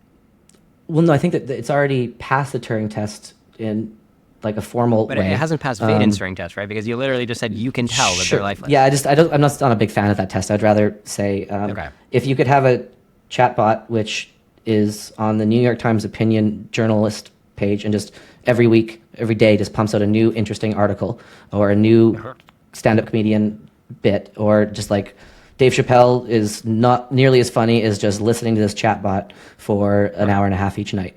That would blow my mind for sure, and that would totally change my views. Well, then, the Doom Debates production team has actually been replacing, as you browse New York Times, we've been replacing one of the articles you see with an AI-written article this whole time. Big reveal. That's interesting. But It's so like, how shocked would you be? You'd probably be like, okay, that's possible. Well, so in the past, we've talked about a number of different things that would really blow my mind, and let me just say them here for your audience. And then I'd love to hear your version of this too, because I haven't actually heard a falsifiable test on your side that would change your mind. So I'd love to hear that. But here's a couple things that would really impress me. So first, I've said this in the past in previous conversations. One definition of creativity is getting more out than you put in. So if you could train GPT-5 on the output of GPT-4 and then change GPT-6 on the output of GPT-5 and have this bootstrapping effect, something is definitely being created there. That would blow my frickin' mind. This has already been tested and it doesn't work. So we know that this doesn't happen. And the only way you can use synthetic data is if you have a huge amount of human intervention that tweaks and changes it. And you can do like model distillation stuff where you train a smaller bot on the output of a bigger one, but you can't bootstrap up. It's kind of like a perpetual motion machine with regards to creating stuff. So that would completely blow my mind. Another test would be looking at the training data. So if you train it on all of the data right up until Einstein's special theory of relativity, and then you ask it to create Einstein's special theory of relativity, and it can do that, that would blow my frickin' mind. Doesn't even have to be as grandiose as that. It can just be like the next round of NeurIPS papers. So you train it on everything up until 2023, and then you ask it to produce all the papers in the next conference, choose your conference in any domain, 2024, and you compare the two. And if it's guessing similar stuff that the human beings have done after controlling for the training data, then that would blow my frickin' mind as well. And then the Substack test, the comedian test, all of this would like totally change my view. And like that would be, from my perspective, exciting. It would be amazing to realize that all this epistemology stuff that we thought was true was actually wrong. This would be the biggest epistemological discovery ever, and I would be super stoked to see this. It would be fantastic. So we're all happy that you're laying down these tests. Right? I think we agree that like the papers at conferences test, it seems like it's not quite made. Although if you search for like, as an AI, I cannot follow these instructions, you're going to find it's like a bunch of papers, right, on archive. So But let's say that for the top conferences are not publishing purely ChatGPT papers yet. So I agree that that's like a good goalpost to be looking for. It's just when you use Substack as a goalpost, don't you think at this point there's going to be some Substacks with thousands of subscribers that are AI generated? You don't think that limit has been reached yet? I don't want to call it. Oh, sorry. Go ahead, Ben. I mean, yeah, I doubt it, to be honest. I think if this was possible, lots of people would be doing it, right? This is just like a simple market inefficiency someone could exploit. On Amazon, there are some AI-generated books, right? So we don't really know what the total GDP, right, the total market size of these AI-written books are, but I would guess it's got to be at least a couple million a year. Okay, I would doubt that. Yeah, if any listeners have information as to how true that is, then I'd be super interested in that. Given that these things don't have to sleep, don't get tired, etc. If they were able to reliably produce output that many people wanted to read or listen to, etc., I'd be extremely surprised if many people weren't taking advantage of that. I don't think that would be a slow takeoff scenario, to use something from the Doomer vocabulary, right? I think we'd see a lot of people being like, oh my God, I can create Substacks with tens of thousands of readers who are willing to pay for these insights because they're phenomenal, right? I just don't think we see that. And importantly, there has to be no human in the loop. So as soon as there's a human in the loop, all the experiments become invalid, right? So a human running 15 Substacks using ChatGPT to tweak that invalidates all the experiments because it's now contaminated by human knowledge. Yeah. Let's play out the argument further. Okay, so let's say we meet your goalposts, right? We do a stand-up comedy act with no human help, makes you laugh more than anybody, right? Repeatedly. We meet one of these, repeatedly. We meet one of these future goalposts. If that were to happen, would that shock your worldview so much and make you be like, oh my God, maybe we're going to have AGI that's actually going to doom humanity? There's a couple extra steps between. Okay. Whoa, AGI is possible. So how much would that shock your worldview? How would you update? A huge amount. Huge amount. Yeah, it would change a lot of things, I think. Yeah, I'd have to a huge amount. Yeah. Okay, I'd have to really go back to the drawing board with respect to how humans are creating knowledge. What are the limits? What's going on here? But this would be an amazing thing. This is how science progresses: is taking things that we think are absolutely true, like Newton, and realizing that they're not true. And so, if all of Popperian epistemology is false, that would just further be evidence of Popperian epistemology because that's built into Popper stuff. But that would be amazing. All the people that are annoyed by it's hard for me to wrap my head around this. Yeah. It just seems like we're sitting here in 2024, and you're basically saying something that I think is more likely than not in 2029, which is really good stand-up comedy. So, and it's not just me. A lot of people share my view. A very high fraction of people working in AI share my view that it can write great stand-up comedy, if not more, by 2029. But you guys are sitting here being like, everything that I've seen AI do up to today, including the chatbots, the image generation, right, the summarization, the math benchmarks, just everything it's done, that hasn't really shocked my worldview. But when it tells stand-up comedy, that is when everything's going to change for me.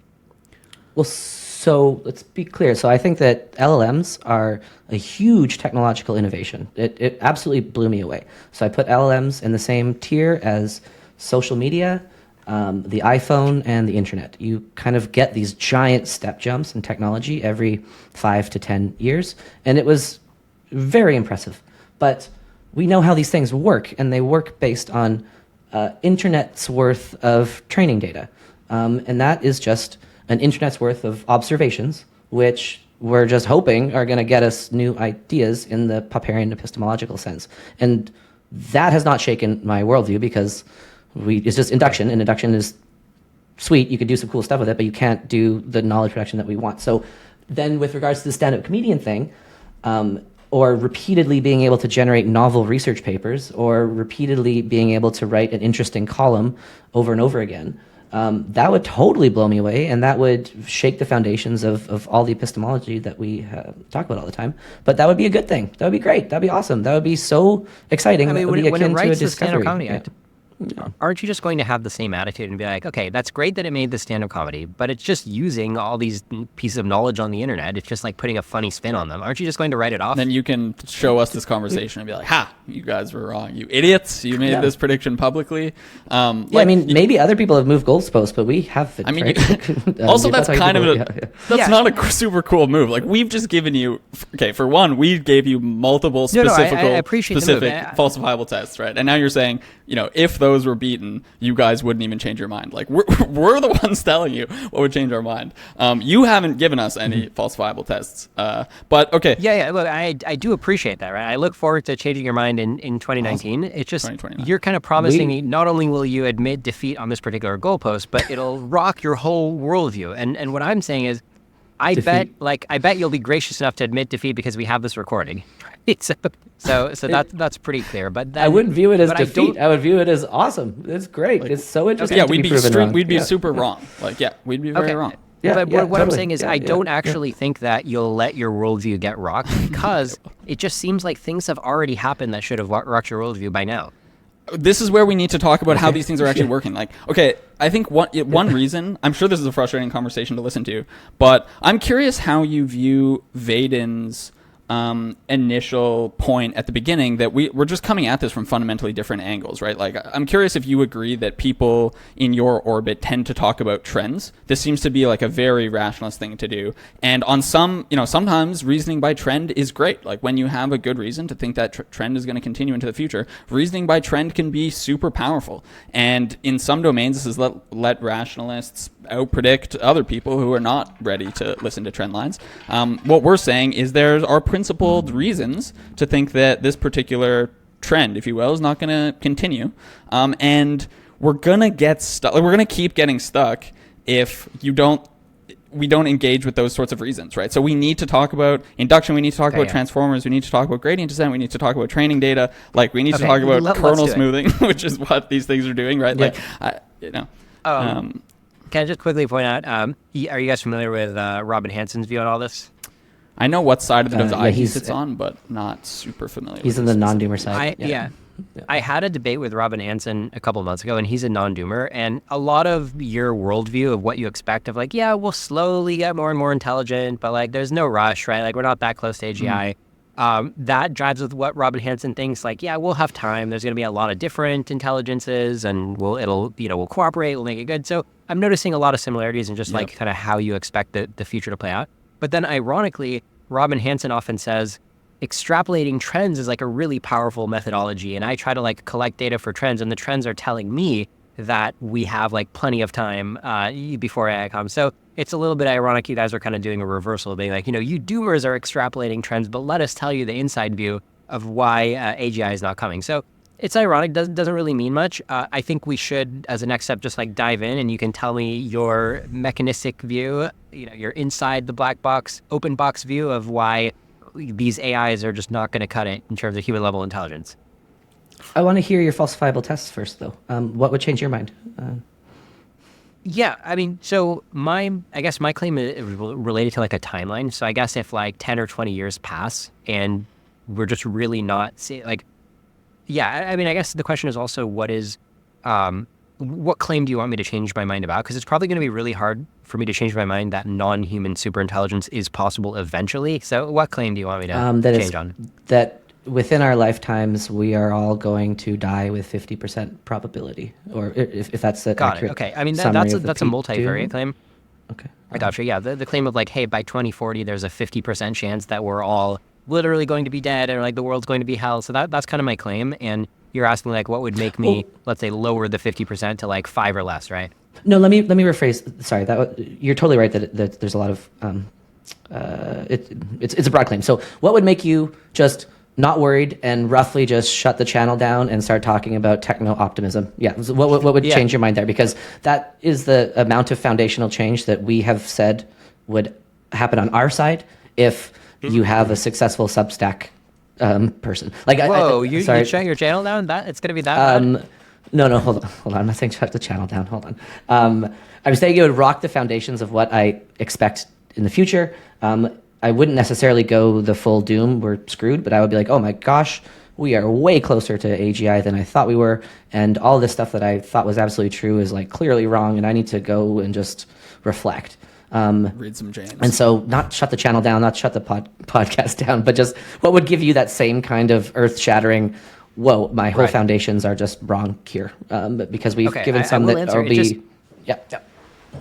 Just to reiterate why you're blowing my mind here is because if we zoom out and we look at the time window 2000 to 2030 and assume 2030 is when we get the AI successful stand-up comic, In my mind, 80% of the progress has already happened in 2000 to 2024. And okay, the last 20% is it became a superhuman standard created. Whereas in your mind, it's like the vast majority of the progress must have happened between 2024 and 2030. In our minds, we don't think about it in terms of trend extrapolation. We think about it in terms of we're almost finished using up all of the textual training data, and the only other real lever we can pull here is making the models bigger. But if there's not much more data, then that's not going to help too much. And yeah, you could use some RLHF and you could use a lot of humans to tweak things, but humor is such a changing thing that what's funny in like 1990 is going to be completely different and unfunny in 2030. And I don't see any mechanistic way that the current technology or any iteration of it is going to be able to do that which humans do easily. So I just don't think about it in terms of how much progress has been made, and then we have this much left to go. I think about it in terms of how these things actually work. All right, I'll answer your question. All right, so how do I think that there's not doom? So the problem for me is that I think doom is super overdetermined. So unfortunately, there's no one factor where if you just tweak that factor, like imagine's like, hey, what if everybody got really scared? That would be great. That would lower my P-doom if everybody was as scared as I was, right? That's why I'm a fear monger. I try to make other people more scared. So if my fear mongering was successful, that would lower my T-doom a few percent. But the problem is, even if everybody's scared, it's just like you really just need like one rogue actor to make AI, and then we're screwed, right? So there's so many things, there's so many counterfactual things that you could change and have us still be doomed. So it's tougher. It's tougher. I mean, I could list a bunch of different factors, right? So everybody got scared, and there was like really good top-down control. And we also made like a human augmentation program to try to make humans smarter, so that like the first superintelligence would be like a moral human, right? So if you really like went all out, pulling out all the stops to prevent doom, each step would keep lowering my P-doom, but getting it below 10 to 20% is going to be really hard. Okay. Yeah, fair. Glad we got that on the record. Good. Yeah. I mean, I'm okay. All right, and so I was going to say maybe the next place to go is you guys can just unpack more. I know you want to talk about how, like, based on what you know about how LLMs work, they're just never going to do stand-up comedy in the foreseeable future. Sure, yeah, we can. I mean, also it feels slightly odd. Like you've basically just said nothing's going to change your mind. So I guess we're just arguing to convince your audience, maybe. No, like it sounds like whatever we say. It's not nothing will change. No, things keep lowering the probability. I'm updatable. I'm just telling you because there's a lot of. I mean, it's a bad situation, right? Like there's such a thing as being in a really bad situation where you have to untangle. There's a lot of thorns, a lot of vines that you have to untangle one by one. Right. But I'm telling you, each vine will make me lower a little bit. Right, but all your arguments are just based on the trends, right? So there's no we can't really talk about the specifics of LLMs to change your mind. It sounds like, obviously, correct me if I'm wrong, but no, you can, because I'm absolutely convincible. I could potentially walk away from this conversation thinking like, you know what? They're kind of like the Jan LeCun position, right? Of like, you know what? We really need to like start from the drawing board if we're ever going to get to that stand-up comedy milestone and beyond. You could convince me of that. Okay. Let's just focus on the simple dichotomy that I gave earlier, and let's interrogate it and see what you think about it, which is that human beings produce ideas first and then collect observations. Machine learning and LLMs and deep learning and the whole paradigm, basically from like early 2000s to now, starts with observations and hopes ideas are going to come. This is a fundamental difference in kind, not in degree. And everything we know about how knowledge is produced by human beings is exactly backwards compared to how it's being produced or how these systems work. So what is your response to that? Because that just kind of went past when I said it earlier. Yeah. Well, I mean, is that really going to be a blocker for better stand-up comedy? Because my response is, despite what you're saying, we're still getting more generalized. We're generalizing away from stand-up comedy just to all knowledge production now. Yeah. But I find it useful to just take like one example that's on the easier frontier, right? So stand-up comedy is probably going to come before research papers, let's say. It just seems to be on the frontier. Well, so like if we're talking about knowledge production, abstract points. No, if we're talking about knowledge production, let's just talk about like how Einstein got his ideas, because that's just the cleanest example, or just how the next graduate student writes a paper. It's just stand-up comedy is just it's not as clean of an example. So let's just talk about scientific discoveries, and I claim, logically, it has to hold that you have to have the ideas first, and then you figure out where to look, because you can't have an observation without deciding what to observe, right? Because there's an infinite number of things to observe. And so that is a fundamental asymmetry, difference in kind, not degree. There's a binary here, and I would just love to know why you are still worried about this, given that we know that human beings generate knowledge in the opposite fashion. Okay, so if I'm understanding correctly, you're saying deciding what to observe is this big thing humans do that AIs don't do today. That's one argument in favor of the claim that the idea has to precede the observation, not the other way around. What if I just write a line of code as a preface to my ChatGPT where I'm like, okay, at the beginning of the conversation, decide something to observe. And then sure enough, I think it will. Well, what would that line of code consist of? Like a function? I mean, it's not even a line of code. It's just a prompt, right? I mean, I could literally open the ChatGPT now and I'd be like, hey, please decide something to observe. And I'm like, okay, I would we're like speaking you. at a much more. We're talking about the we're speaking training, how these things right? are trained, Like, not inference time. Yeah, you're talking about inference time. We're talking about training. Yeah. Okay, but I mean, it's just like you're saying that because there's no step where it decides something to observe, therefore it's not going to conduct successful science. And I'm like, well, AIs today, I can tell them to observe something, so like I could still make it happen. No, there's some translational difficulties here, but I don't know, Ben, if you want to translate. No, so it's the fact that when we're training these systems, right, we're deciding what's important, for lack of a better word. We're deciding on the loss function. We're deciding what good performance looks like. We're deciding how they should parcel up the world in order to get those that good performance, right? So we decide on the token space. We decide on the embedding space. We decide on the output space, right? And then our architectures are coming down the line though that aren't token based. I hear, right?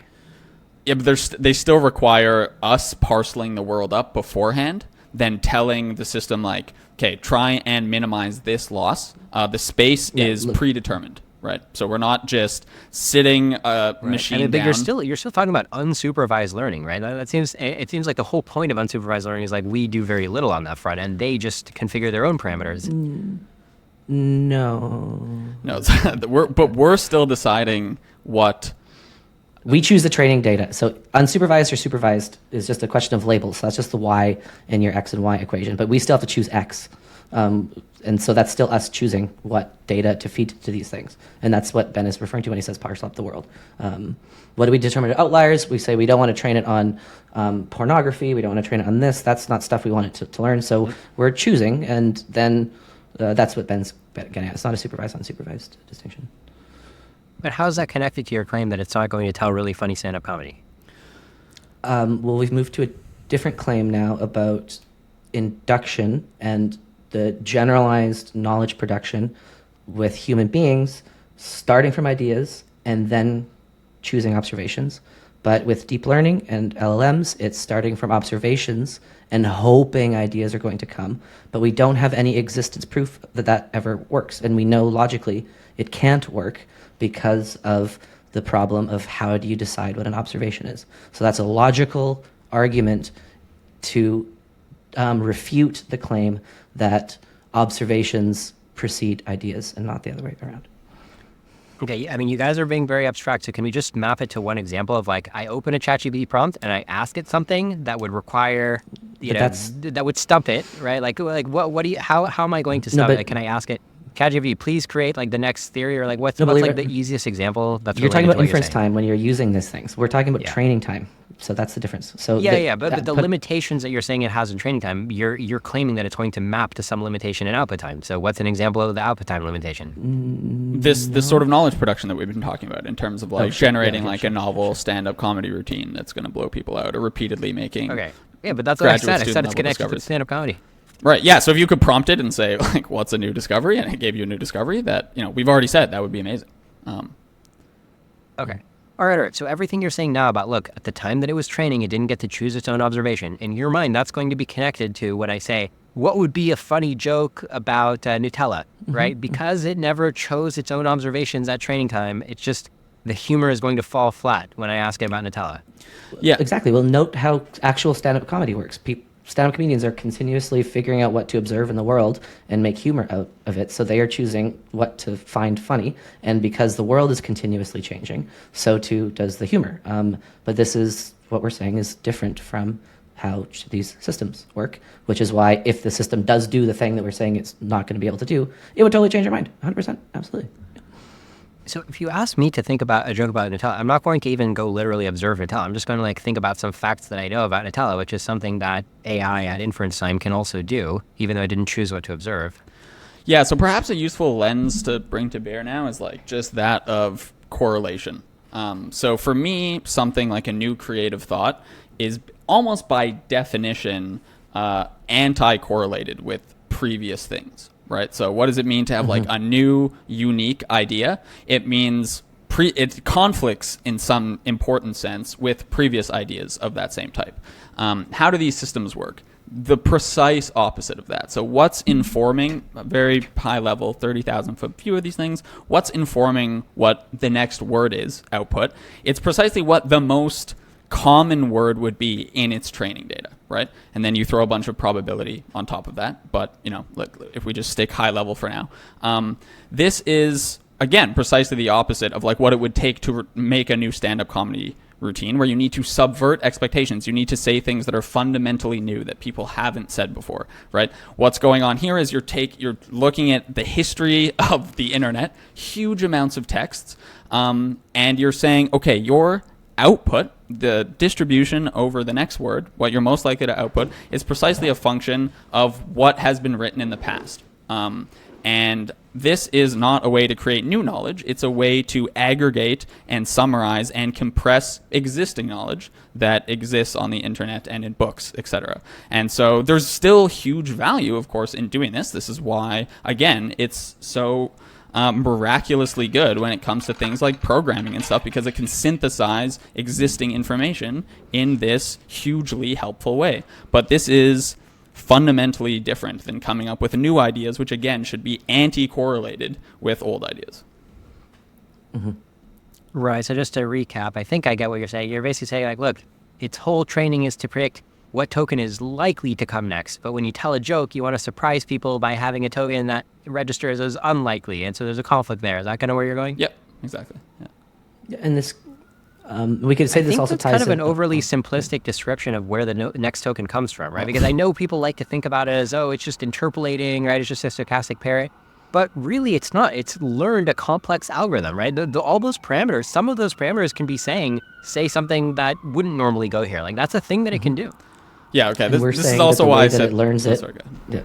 Yeah. No, finish your thought, Ben. Sorry. Yeah. I mean, I said 30,000 foot view for a reason, but we seem to be veering away from going into the specifics. But we can talk about the specifics of transformers and stuff. But I mean, okay, so the term stochastic parrot, I actually think is a great term, and I think is largely correct. I think it was introduced by two of the possibly most annoying people in the field of computer science, who are annoying to listen to and constantly berate the entire field for like not being woke enough or something. So I understand why people have an aversion to it, but I think this term has sort of been unfairly maligned. And I actually think first approximation, stochastic parrot, is like a pretty good way to look at these things.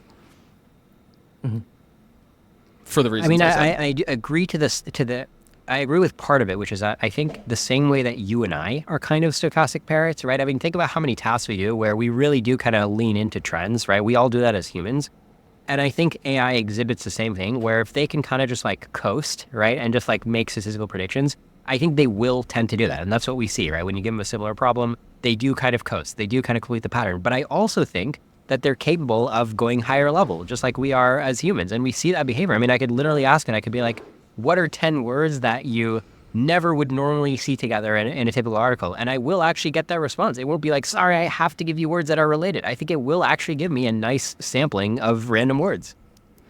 But that's because the prompt has changed the conditional token distribution so that the probability associated with the next one is higher, conditioned on the prompt. And that's why you'll get a bunch of words that typically are not next to each other, but now they are next to each other because the probability of the next token, conditional on the prompt, is going to be different than if it wasn't conditional on that prompt. And so, I mean, from my perspective, you're just kind of using an explanation of what AIs do that's overly simplified, which I think you would admit because they are very complicated. They have many layers, they have many parts. I think we all agree your description is simplified. I just think you're simplifying it to the point where you're losing a very important aspect of it, which is that they don't always have to actually output things that seem similar. I mean, so when you say they're not doing statistical prediction, what did you mean by that? Because like that's what's going on. Yeah, I mean, what's actually going on is, there's layers, there's the attention heads, right? There's the nonlinear transformations. The result of all of these pieces doesn't get you something that's simply describable the way that you just tried to describe it simply. No, the result of very important parts of the picture. the result of all these pieces is to come up with a probability distribution over the next token conditioned on the previous tokens. That is how it works. That's what you would learn if you go to any class. Correct. Yes. Yeah, you get a probability distribution, but it's a very sophisticated, it's the equivalent of like if you put Einstein in a box and said, Einstein, what is the next token going to be? He's merely going to give you a probability distribution, but it's the result of Einstein's processing. No, okay, so this is where the analogy between humans and LLMs breaks for at least two reasons. The first reason is what we talked about in the previous conversation about content. So Einstein is going to give you a high content theory, which is necessarily low probability. LLMs are going to give you a high probability output, which isn't even thinking about content because it's not even thinking about truth. So Einstein and LLMs are different in that first instance. The second reason why Einstein and LLMs are completely different is how we learn. So Ben and I are saying, but I don't know if you've fully taken it on board or refuted it at least, that the mechanism by which we learn is fundamentally different than LLMs because we conjecture ideas first and then look for observations to try to falsify or disconfirm what we think is true, compared to LLMs, which are just shoveled and spoon-fed oodles and oodles of data that we hope are going to create new ideas, but it just doesn't work that way. And so for those two reasons, the analogy between Einstein and LLMs doesn't work. So by the way, this kind of Deutschian description of how human intelligence works, or like what we as humans do to be so smart, it doesn't feel to me like this describes like a low IQ jock, right? It seems like this kind of describes like a scientist who, like a professor of science, right? But I mean, do low IQ jocks work this way? When they're coming up with new ideas, yeah. Yeah, exactly. Okay, but they might go a year without coming up with a new idea, right? Even with the idea is, I want more protein powder. Yeah, like, oh, I need to get more protein powder because... you don't think an AI could want more protein powder the same way that they do?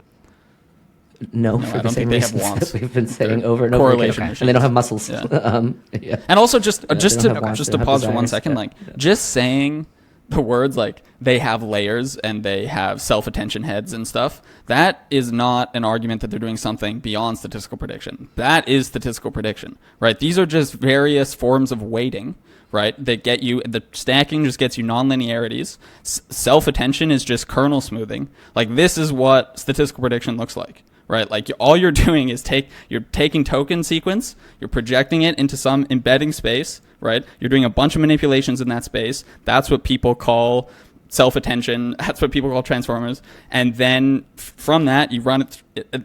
Then you get this probability distribution over your token space, right? So you go token space, embedding space, do a bunch of math, project back down into token space. You get your output thing. Like that. That's what statistical prediction is. Like, right.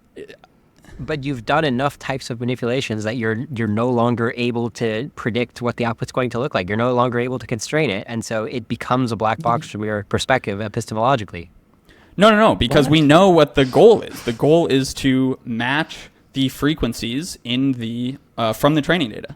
That's what's going on, and the nonlinearities in the math do is allow you to do that better and better. Mm-hmm. It's not accurate to say the goal is to match the frequency in the training data because most of the inputs you give it are inputs that just aren't in the training data. So what does that mean, match the frequency? That's not exactly the goal. It means Sorry, go ahead. Yeah. No, go. No, it means so the final your final layer when you're coming up with distribution over your tokens, right? That's going to be informed by the frequencies in your training data. Mm-hmm. Yeah, it's informed by the frequencies, right? But you've trained a complex system where, in some vague sense, it's also statistics. But at the end of the day, when you give it a fancy prompt, like I think Ilya Sutskever's example of like, therefore, at the end of this murder mystery, we can conclude that the murderer was blank. The thing that goes in the blank is not exactly statistics. It's actually going to be logically connected to the events in the story, right? Similar to how a human would make these kind of logical connections. Logically connected, but that's because of the amount of the statistics. Yeah. It's like statistics but a human brain just uses statistics, right? I mean, you're using this word and you're kind of wanting people to come away with an oversimplified takeaway, in my opinion. But that's the distinction Vaden introduced, that we're not just doing statistical pattern matching, right? This is why I continuously repeat the difference between ideas preceding observations or observations preceding ideas. I'll just keep repeating it because that is why the analogy is broken, right? Okay. All right. So we're starting to head toward the wrap up here. And in terms of what to focus on next, I do have some more classic AI doom train things to throw at you. Does that sound like a good place to take it? Hell yeah, Sure, that let's sounds do it. great. Okay. Bring on the doom, baby. Okay, great. Let's talk about agency, because this actually came up in the context of protein powder, right? So the idea is that like we as humans, we can decide to want things, and then we can backward chain like what actions will get us to those things, and then we can like reevaluate, we can take the next action, and we refer to all that as like having agency, right? Being agentic. So do you see an important distinction in agentic versus non-agentic AI? I do. Yeah. Well, the word agent is being used in different ways. So, like, when you have agents in the LLM space, that's just a particular kind of algorithm, but that's different than like human agency. So, I don't know. Oh, sorry. Yeah. Did making you mean the claim that these are analogous? Yeah. Yeah. Sorry. Yeah. Yeah, because like if you get like you can train agents on like OpenAI like APIs and stuff, but that's just different than agency in the human sense. And I just want to make sure that you're not. Yeah, well, equating let those me two give you things. some more framing to where I'm going with this, basically. So today's AI, a lot of our experience with that is it's just like a chat box, and then we ask it a question, and it answers, and then it's done, right? It doesn't like come out of the computer and start like manipulating our life, Yeah. right? And a lot of people make the claim of like, we're fine because AIs aren't agentic. I think Mark Andreessen is very sympathetic to this claim, right? Of like, look, this isn't an animal. It didn't evolve. It doesn't have intentions. And we're just not even close to having agentic AI. So at the end of the day, it's just like, it's a tool, right? Tool versus agent, I guess is the distinction. Do you feel like that distinction helps you feel safe knowing that it's a tool and not an agent? Sure. Yeah. Yeah. Sure. Yeah. It does. Yeah. Okay. But I think yeah. Sorry, Okay, I didn't. Why does it make you? Yeah. Or what do you think is a distinction?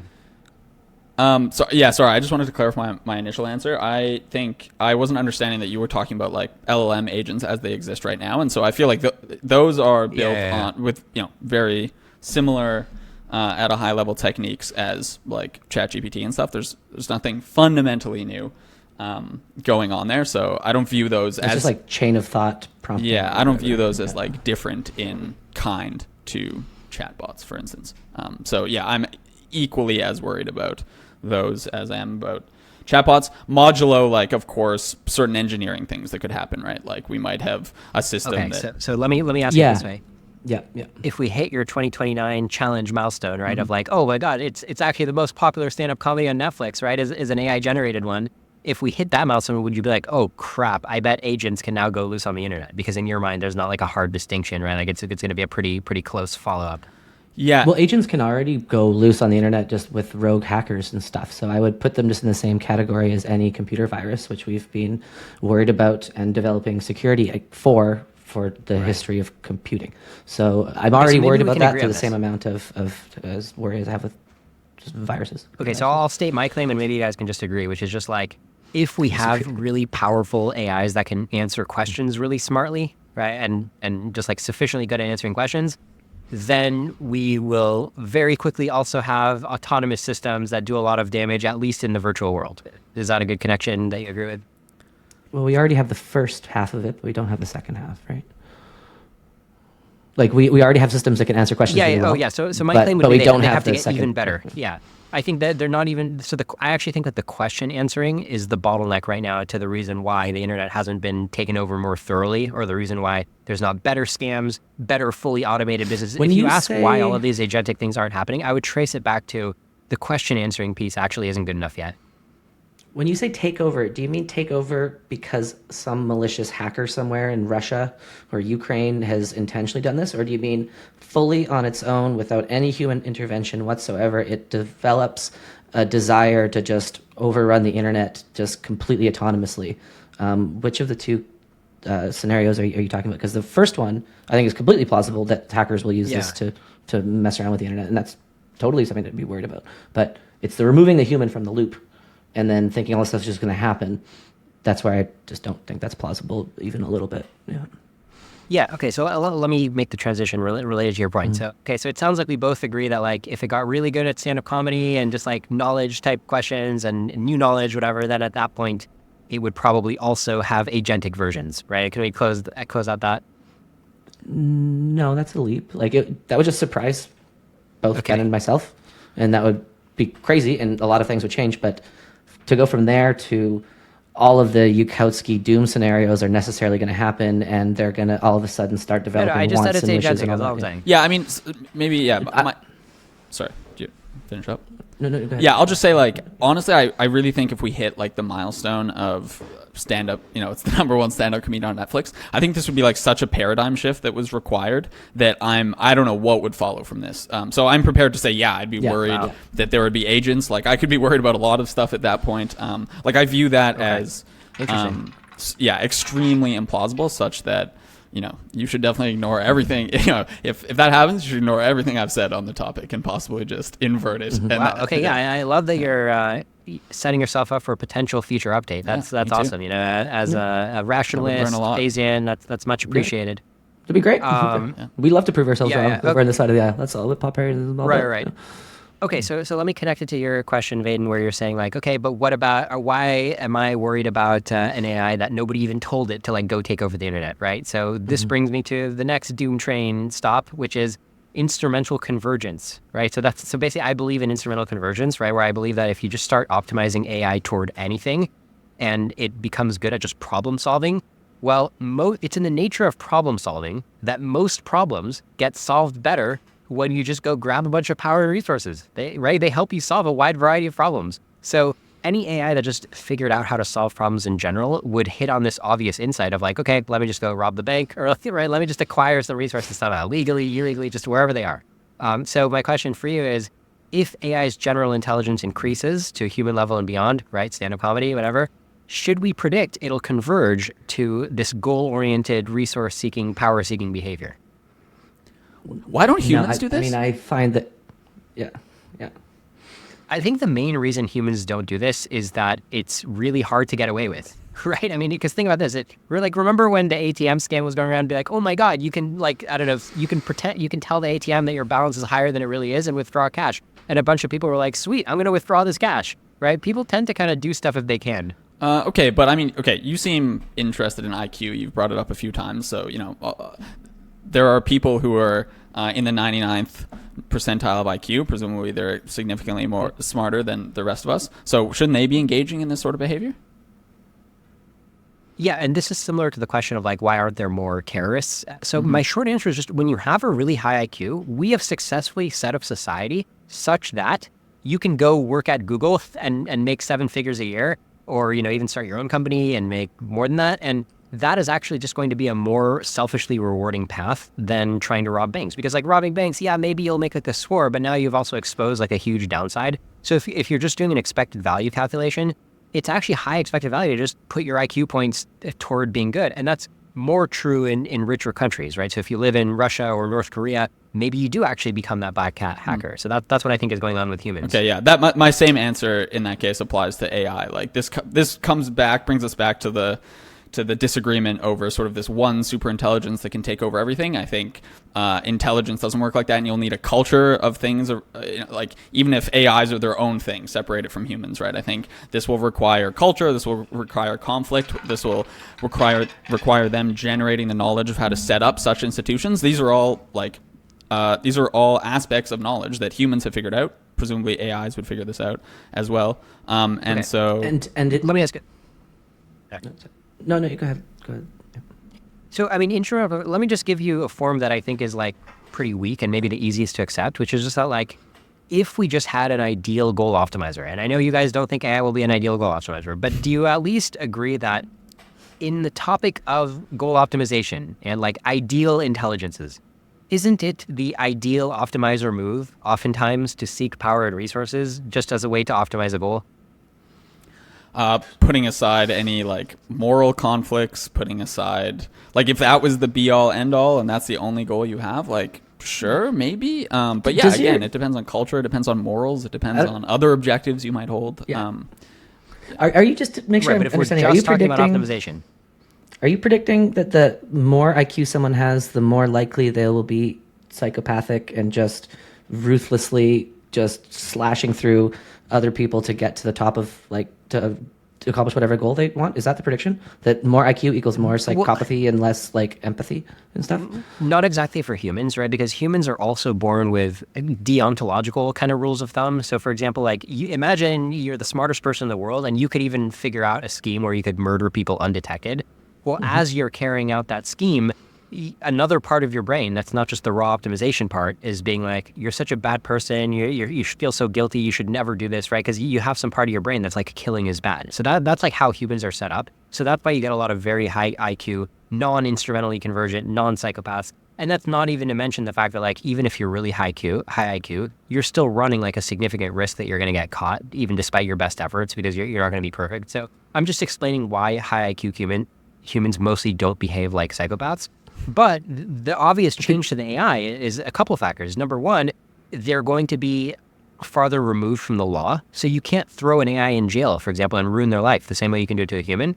And number two, they're not going to have that part of their brain successfully programmed in to be like, killing is bad. I still just want to make sure I'm understanding the claim. So the claim is that the smarter you get, the more you want to do all this bad stuff, but yet we've set up society such that that won't happen. Is that the smarter you accurate? get, the more plans you can see of how you could potentially seize things in a way that you won't get caught. Now, don't get me wrong. Most plans, I even think somebody with a 200 IQ, most plans they'd see, it'd be like, oh, here's how I can legally operate and like do whatever I want to do. I mean, think about Elon Musk, right? I mean, you could argue he bends some laws, but he's extremely effective while mostly following the law, right? And I do think that that's the low-hanging fruit of a really, really smart human is still staying within the law. But yes, more gray area paths open up to you. I mean, a lot of people are saying Elon is now breaking the law by helping negotiate with Russia before Trump actually is the president yet, right? There's a law saying you can't have two presidents. So Elon knows when to strategically bend the law, right? So AI would know that too. That's so interesting. I mean, this just doesn't jive at all with people who I hold on a pedestal of being super smart.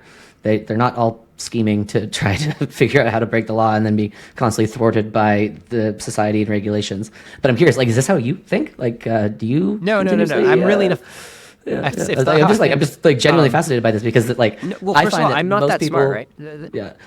Like the people way that who, I like, think, I'm not smart enough to think I can succeed by bending or breaking the laws. So I pretty much just always be like, how do I never run any risk of breaking the law? That's how I operate. Yeah, just, like, I find that the people who I put on the highest pedestal of this, like, man, these guys are just with it, are the ones who spend all their day just reading and thinking and talking about math or talking about philosophy or talking about blah, blah, blah. Like, they're not scheming about how to optimize and just take over stuff. They're just, if anything, they're less invested yeah. typically in some sort of power. Yeah. I would make, and in fact, and then if you go, like, I find talking about IQ to be very just awkward, cringy. But anyway, if you go to like low IQ, like 90 or whatever, I just find IQ is just so. Hayden was already canceled by your audience. So no worries there. Yeah. No, your audience has already canceled me. So, but anyway, like, isn't it the case that as you go to the left of the distribution, you get more violence, more like domestic abuse, more bank robberies, more of all this stuff? Like, isn't the prediction exactly backwards? And then I want to make one more point. Sorry, which is that you said that in humans this happens, but in these other future super intelligent god deity thingies, it will be totally different. But the only existence proof we have of intelligence is human beings, and so we should anchor ourselves pretty closely to how human beings do it, not Yukowski's blog posts, right? Like, the only existence proof we have of intelligence is us. And so if humans do it this way, then it strikes me as unbelievably implausible to assume that other systems will do it some other way.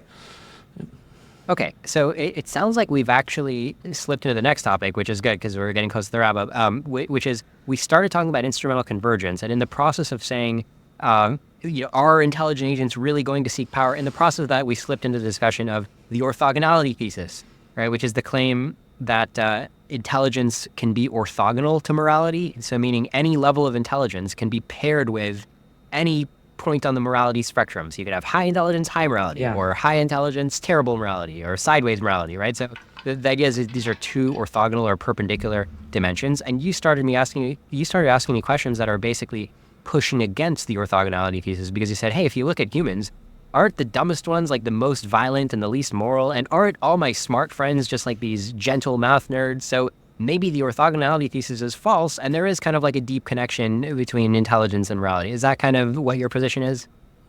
Yeah, I'm curious with the orthogonality thesis, like, it's just a conjecture, right? Like, there's no evidence for this, right? It's just an assertion. I mean, I think there's a strong logical argument.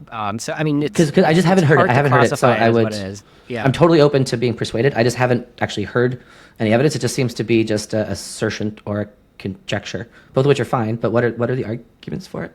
But yes, to be clear, yes, I do think it's implausible. I'm fully with Scott Aronson on this one, that the orthogonality thesis just doesn't seem plausible to me. It seems like as we get smarter, we'll absolutely become more moral and more passive and less interested in violence and taking over the world, because cooperation and collaboration seems to be much nicer than cutthroat domination and subordination. And so, yeah, I think it's prima facie implausible, but I'm open to hearing any argument in the contrary.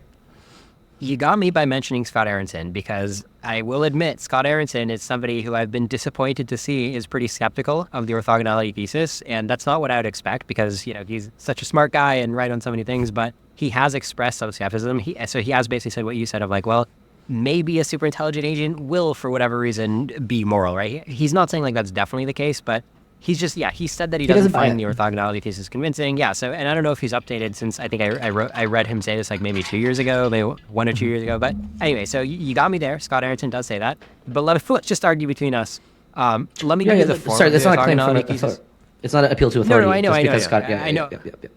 But I'm just saying, for people who think authority matters, which I think it should matter a little bit, you got me. Okay? But let me give you a form that's a little weaker than some forms, but I think is like kind of table stakes and like obviously true from my perspective. So what I'll call the weak form is just, in the space of possible algorithms, there exist algorithms that are superhuman intelligent and have terrible morality. Like there's just points in algorithm space that are like that. What do you think? How do we know that there exist algorithms that are superhuman intelligent? I don't know if that's true. All I can say is that there exist algorithms. Way to avoid the thesis, yeah. Well, all I could say is that there's an algorithm that's human level intelligent. We know that is the case. But I don't know if there's a superhuman intelligent algorithm. Well, so in that case, so if that's true, right? So I guess maybe let me phrase it like this: the points that are close to the maximum intelligence possible in all of algorithm space also have points that are like that but terrible morality. This is just begging the question. That's what we're here to be reasoned towards. I don't know if that's true. That's my claim. So it sounds like in the situation where human intelligence is the max possible intelligence, I think you would agree with the thesis because you know that bad humans exist, right? So then the interesting question becomes, what if superhuman intelligence exists? Can they also be bad? So I would probably say yes here. I mean, I think we never actually got around to debating like the feasibility of something superhuman or what that would mean, whether that makes sense as a concept. But I would say, yeah, I mean, we have evidence that smart people can do evil things. So insofar as that's an existence proof of this kind of behavior, that's fine. But also I'd point out that like morality is just another form of knowledge. So insofar as people and civilization as a whole is better at producing knowledge, morality sort of comes along for the ride. Now, that of course doesn't mean that people don't make huge mistakes. But this maybe takes us too far afield, but I'm an objectivist when it comes to morality, right? So I believe there are right and wrong answers to moral questions. There are better and worse ways for humans to live, figuring out what those are rather, is that's a question of knowledge generation, right? And so as both a culture and individuals get better at that, then sort of the possibility of super smart people making huge mistakes is less and less. This claim you're saying I'm an objectivist, is this just the negation of the orthogonality thesis? Perhaps, if you want to define it as like moral subjectivism, then yeah, I'm not a moral subjectivist. So if you view those as part and parcel, because it sounds like your claim is just like there's a correct morality and figure it out if you're smart. Like that's basically what you're saying.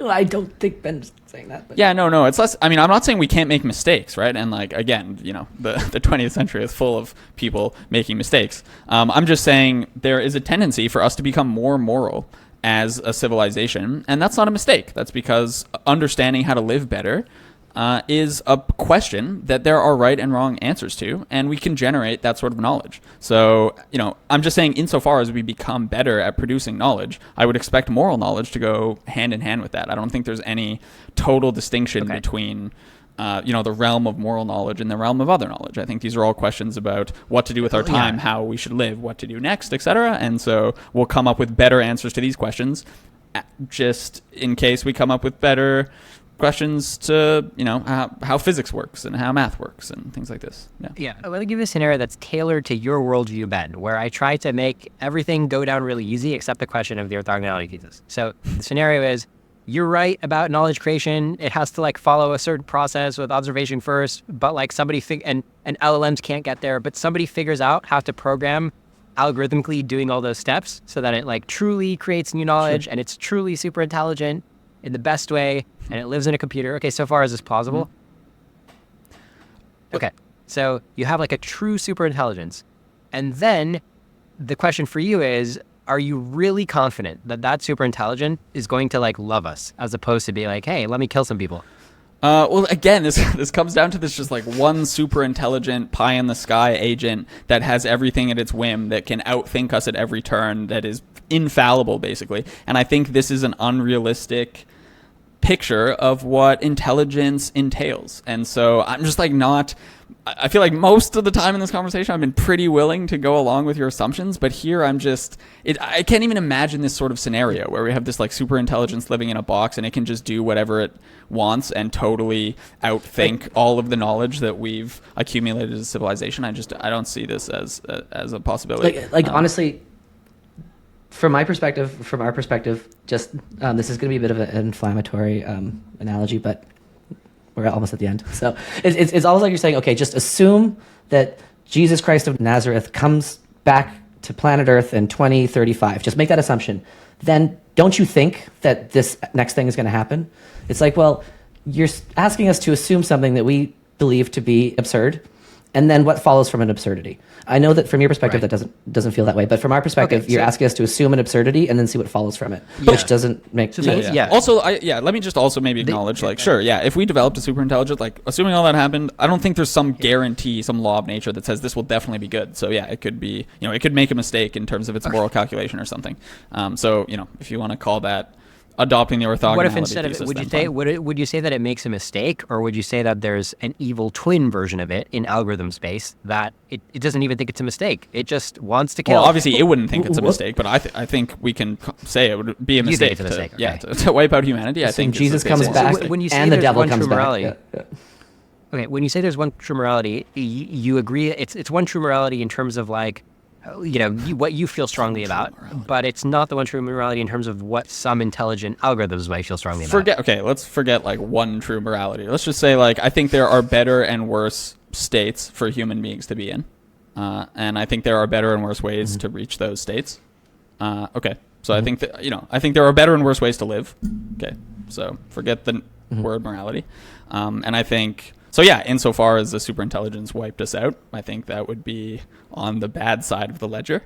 Can chalk that up to a mistake. But But it is just the orthogonality conjecture, right? What is the evidence for it? What are the reasons? What are the rationale? Because if human beings are the only thing that we have as evidence, then it pushes against it. Yeah, I'll give you a piece of evidence.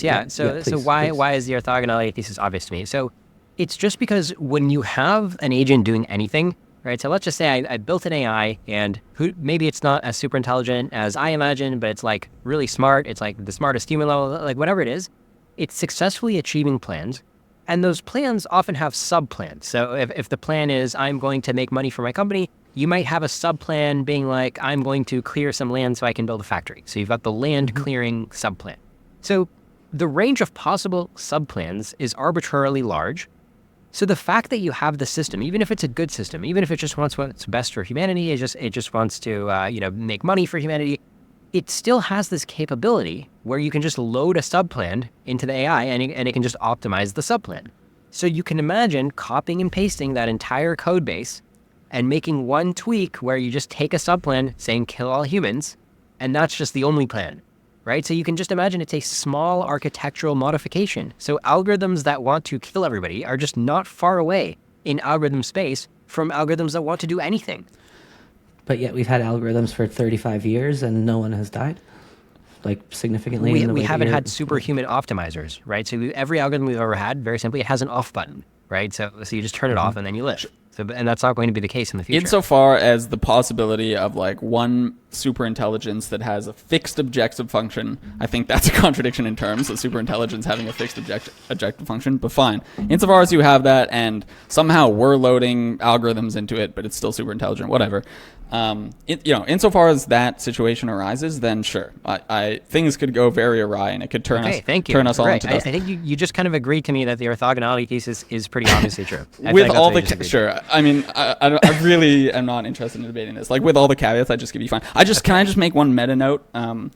Is that this is precisely the move that I was talking about at the beginning of the conversation, where I'm talking about this sort of interpolation, this jumping back between these arguments about like death by abstract superintelligence, which is totally the realm we're in right now, where we're like not talking about anything specific. We're just talking about like superintelligence gone awry, orthogonality. Who knows what the hell happens? Who knows how they're built? Who knows how long this takes? And then, why are we worried about this? Well, we're worried about this because progress in deep learning. And so this is the move that I think gets made all the time and is obviously not bad faith, because I don't think you're being bad faith, but I think you're making a mistake in that you're looking at progress in deep learning as indicative of progress towards this larger unknown thing, right? And so that's where Vaden and I wanted to insert ourselves and start talking about, okay, how do LLMs actually work? Now, you don't buy those arguments and you want to talk about trends and stuff, but from our perspective, this is sort of where we get off the ride and why these conversations are a little hard and frustrating at times to happen, because we feel like we need to, it's like, well, we can't argue with you about the LLM stuff because we just, we get into trend land and we want to talk about mechanistic interpretations of what's going on. And then when you start talking about like abstract superintelligence, then we want to dispute all the premises that these things can actually be built, especially given current technology and our current knowledge. But then we just sound like assholes trying to dispute the premise of all these questions. But there's a reason we want to dispute the premises, and it's because the technological path we're on right now does not indicate at all by our lights that we're actually going to be able to build these things. So I'm sure this has been a frustrating conversation for people to listen to, but I just want to maybe try and defend our perspective a little bit, and that's kind of what's going on. That's why we keep talking past each other, and it's because we're using different analyses, we're using different assumptions, and we're constantly talking at different levels.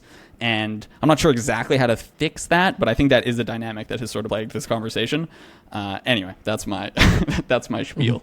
Yeah, and to review, remember I kicked it off. I had a two-part argument. Part one, superintelligence is likely coming soon. Part two, superintelligence likely doesn't go well for humanity. You made it very clear, right, from the beginning that you guys aren't on board with part one, that superintelligence is coming soon, right? And then when I talked to you recently about these later stops on the doom train, like orthogonality thesis, instrumental convergence, agency, yeah, these later stops are part of my part two, right? And you were just entertaining part two, even though you think it's pointless to talk about part two if part one's not color line. But that's totally fine, right? I mean, mature adults can have arguments about things that are hypothetical, right? Even if you think the premise is going to be false, because I think you're also open to the possibility that one day, I know you will give a probability to it, right? But maybe there's some chance that in 2029 you wake up and you're like, oh crap, stand-up comedy is happening. Let's go to what we said about part two. Right? Sure. Yeah. Let's talk about mainline scenarios, right? So you run the Monte Carlo simulation and just the most likely thing happens. So in my world, mainline scenario is we keep getting better and better AIs. We get the stand-up comedy, we get the science, and we just start getting to the point where the agents can be like, hey, run your own business. Okay, here's my business. It operates online. It prints out money. Oh, and by the way, if you press enter, I can go take over a bunch of other computers because I understand how they're poorly defended, right? I understand how I can worm through and I can just seize those resources. So if you ever need more computing resources, just press enter and I'll grab them for you. Right? So the AIs just start seeing all of these resources that they can take, and it's just up to the humans to let them or not. And eventually it's just too chaotic where the AI is hey, press enter to take over the whole internet, to press enter to take over this power plant, right? And just things just don't work when there's all this super intelligent chaos. So that's kind of how I see things playing out until it's just untenable. And by 2040, I don't necessarily expect to be alive. That's kind of my mainline scenario. What is your mainline scenario the next 15 years? Go ahead. No, go ahead. Yeah. Steady progress in the same way that we've had it before, modulo Trump stuff, which actually does put a bit of a speed limit on my optimism, to be honest. The Trump stuff does make me a bit more worried. But that aside, just LLMs are going to be super exciting for the next 10 years. There's going to be all sorts of secondary technology and tertiary technology that's coming about. Then it's going to just become as commonplace as the iPhone. Maybe we'll get some cool VR. But in general, I don't expect any crazy catastrophe in my lifetime or the lifetime of my children. But I'm like super curious because you have kids, right? And do you think that there's like a 50% chance that like your kids are going to die? Like, is that sounds like a pretty mentally anguishing position to be in. And the 50% number is equivalent to Huntington's. So if you have Huntington's, you have a 50% chance of giving your child Huntington's. And if I knew that I had Huntington's, I would not have kids. And it was like, this is not a gotcha. I'm just like very curious to know how you square the circle in here. Yeah. I think there's a 50% chance that my kids and everybody else I know is going to die. And it's just like, I mean, look, one thing is you gotta, there's the 50% chance that they won't die. And I think maybe the difference with the Huntingtons is that it's just like, with Huntington's, I have an alternative. So maybe I can like adopt a kid that doesn't have Huntington's. I think that's probably, I feel like there's a causation the thing is that there, if everybody dies with the Huntington's, that like you'd be. There's a causation thing. I think if everybody dies together, it's not like, why did I have another kid if everybody dies together? I feel like it's just like, well, I did my best. Yeah. I mean, I genuinely think that must suck to have kids under those circumstances. So, yeah. Yeah, I mean, look, it does kind of suck to be a doomer. I mean, I guess it has upsides, which is, one upside of being a doomer is to just be like, if something is just like not that important, that, it gives you perspective of stuff, right? It's like, hey, well, I have bigger fish to fry if like the world's going to end anyway, right? But at the end of the day, I don't find it as interesting to talk about like the implications of being a doomer, because at the end of the day, it's like, I think somebody should be a doomer if and only if it actually looks like P-doom is high. Right. I think that's the only reason why I'm a doomer. It's not because I like the doomer lifestyle. Sure. Yeah. No, for sure. Yeah, no, for sure. Yeah, totally. Yeah. Just to get back to your mainline scenario, so if you think to 2040, right? So there's been a few turns of the wheel and like a few generations of AI are behind us now, and you're not seeing that stand-up comedy happening, right? So you kind of see a plateau hitting, or similar like in artwork, right? Are you seeing like are you still seeing like human designers have a job? Like, I'm just curious, like, what's the extent to which you see an AI transformation happening? Yeah, it's a good question. And I agree with Vaden that we're going to see all sorts of like filters from, filter downwards rather from this technology. And I think it's going to be over the next decade, we'll see continued adoption in the private sector. And hopefully the public sector, but the public sector has a way of falling well behind the private sector. So unclear what will happen there. But I think we'll see like continuous adoption of this stuff over the next 10 years, such that it'll be fairly ubiquitous technology. I'm unclear. I'm hesitant to make predictions on the actual progress of the technology itself as it's being developed. Maybe I'll give you some conditional predictions, which would be something like, if we don't see any big paradigmatic improvements or any big new algorithmic developments, I think we'll see this stuff sort of stall out. I think there's a limit, as Vaden was saying earlier, to like how much juice we can squeeze out of these things, right? Like once we've used up all the high quality data on the internet, I think there's only so far you can push these. And I suspect that these companies are actually realizing that themselves. I think that's what O1 was about, where they say, okay, actually, GPT-5 is not looking as promising as we thought. So what we're going to do is increase inference time compute to try and make it better. I think that has also, O1 is intriguingly better at some things, but hasn't promised nearly the extent of the improvements that they had promised, where they said this is like going to be having a PhD student in your pocket. I wish that was the case, but it is absolutely not the case. So I think we're starting to see this sort of stalling already. Of course, someone could come up with like a new architectural advance, maybe, the next transformer or something, or maybe like RAG or something becomes huge and people really figure out how to use this flawlessly with existing tech. But I think what I'm trying to say is I think we will need some big new advances for this technology at the frontier to keep moving forward at the pace that it's been moving forward recently.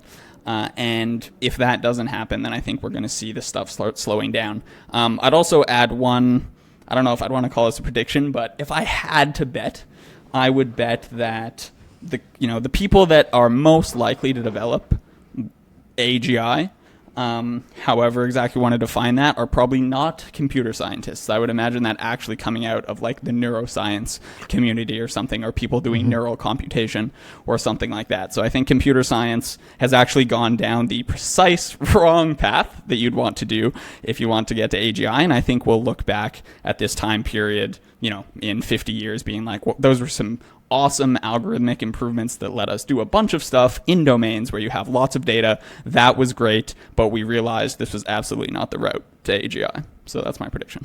Yeah, maybe Jeff Hawkins will build AGI. Have you read his stuff? He's very neuro-inspired. No, I don't even know who that is. I haven't even heard the name. Yeah, I haven't heard his name. Yeah, he's very interesting. I haven't checked in with him in a few years, but he was one of the first people that I heard about who was like, yeah, we're building AGI, we're basing it on the brain. He's been doing it for like more than 20 years, I think. Okay. It was very interesting, but I don't know if he's been part of the LLM revolution. So anyway, so you guys basically foresee another AI winter, and you think maybe summer will come once the neuroscientists have a chance to weigh in, and maybe within a century or two, we might actually get human level AI. I was sorry. I wouldn't want to say foresee. That's why I said conditional prediction. So I don't like. I really don't know if people will come along with like another architectural improvement like the transformer. I was just saying if that doesn't happen, then I foresee. Just a slowing down. I would foresee a slowing down. I don't know if I'd want to call it AI winter. I wouldn't say AI. Yeah, I wouldn't say AI winter at all. I think there's like huge numbers of cool things coming down the pipeline. I think voice and like latency and stuff is going to be transformative when everyone has it in their glasses, like I do, with the Meta Ray-Bans or whatever. I think that vision and multimodal stuff is like super exciting. I think that like doing video generation and audio all at the same time, also super exciting. And then there's going to just be this whole like suite of different like tools that can be used, and like right now you can do video prediction like maybe 5 or 6 seconds, but you want to be able to do it more, and then when you can do that, then you can start making like simulators and stuff. And so no, I don't see an AI winter at all. I think there's a lot of exciting stuff, but it's just I don't see AGI. It's still kind of weird to me. It's going to take humanity longer than 100 years from now to figure out why human brains are smart. We have no. I didn't say 100. Did I say 100 yeah. years? That's not. If I did say 100 years. One thing that's interesting about the brain that Deutsch points out is that the brain is not an input-output function, because you could put somebody in a float tank and have no sensory inputs coming in and nothing coming out, but yet the brain still works. So I think there's going to be require fundamental, foundational insights and developments at the level of like philosophy, at the level of how do we think about algorithmics not via the lens of a function. Like how fundamental is that? Or hear me out, just have a loop that every second gives ChatGPT a spacebar token. Sure. yeah. Problem solved. Yeah, problem solved. But I don't want to put any concrete prediction on when it's going to come. And I'm not going to say that superintelligence is going to come. All I can say is that human level intelligence must be programmable. But anything beyond that is just speculation. Okay, fair enough. So I think I've hit on all my AI Doom topics. What do you guys think? Anything else you want to hit on, or you want to recap? Maybe just final words, which is would love for the audience to imagine that they are in like 1970 and listening to Paul Ehrlich talk about the inevitability of overpopulation and looking at the trends and what possible arguments could come and refute him that people are going to keep making more people, that the population has been accelerating at a exponential rate, that there's a finite amount of resources, that when the population gets to 20, 30, 40 billion, there's going to be all sorts of wars and there's going to be absolute climate apocalypse. And then what happened? Then the trend just changed. It just stopped because trend extrapolation is not a very robust way to make foundational and terrifying predictions about the future. And so the irrefutability of Paul Ehrlich's arguments in 1970, like I know what it must have been like to listen to him now, because that's what listening to Eliezer Yudkowsky is like in 2024. And so I just want to leave that thought with the listener, and that's the last thing I want to say. Nice. Okay, well, I want to tell the audience that I don't see myself as extrapolating a trend. I just think human level intelligence, it's like we tend to think it's like so good, but it was just barfed out by evolution from other primates, right? And it was limited by the size of a woman's pelvis that the head has to fit through. So it's not like we have big heads, It's not like we suck up a lot of power. It's not like our neurons with their chemical neurotransmitters are operating that quickly. So I think this waypoint along the intelligence spectrum is a waypoint that at some point is going to be passed. So that's my part one, right? That's why I think superintelligence is possible at some point. Okay, so I'll give it a little, but I'll give you guys the last word. Ben, go for it. I don't have much to say. I mean, I think I sort of gave my spiel earlier. I'm concerned a bit that we were talking past each other most of the time. I wasn't sure exactly how to align us on the same page. We'll see what the audience thinks. I think it is possibly another frustrating conversation to listen to. So sorry about that, audience, if you're out there banging your head against the keyboard right now. I think, so yeah, you say you're not following trends. I think the trends versus sort of principles or mechanistic analysis to have on here is a fairly useful one for just diagnosing how these conversations can go wrong. And like, I think a lot of the people you have on the podcast that you agree with, you guys tend to talk about trends and just like these things going forward. And you rarely dive into the details, which again is fine. But yeah, I think that's maybe a useful lens to just have on these sort of conversations in general. But yeah, I don't have much to say other than that. I mean, there's lots of interesting stuff we could discuss at some point that we didn't discuss, just like the possibility of like how many steps up the ladder are there past humans, right? Is it like chimp to human, and then you can go arbitrarily smarter than that? Are there limits to what humans can understand? How powerful is the human brain? Or is the human brain in some sense universal? All interesting questions that we didn't touch on, that those don't bear directly to what we chatted about today, but would be fun to chat about some point in the future.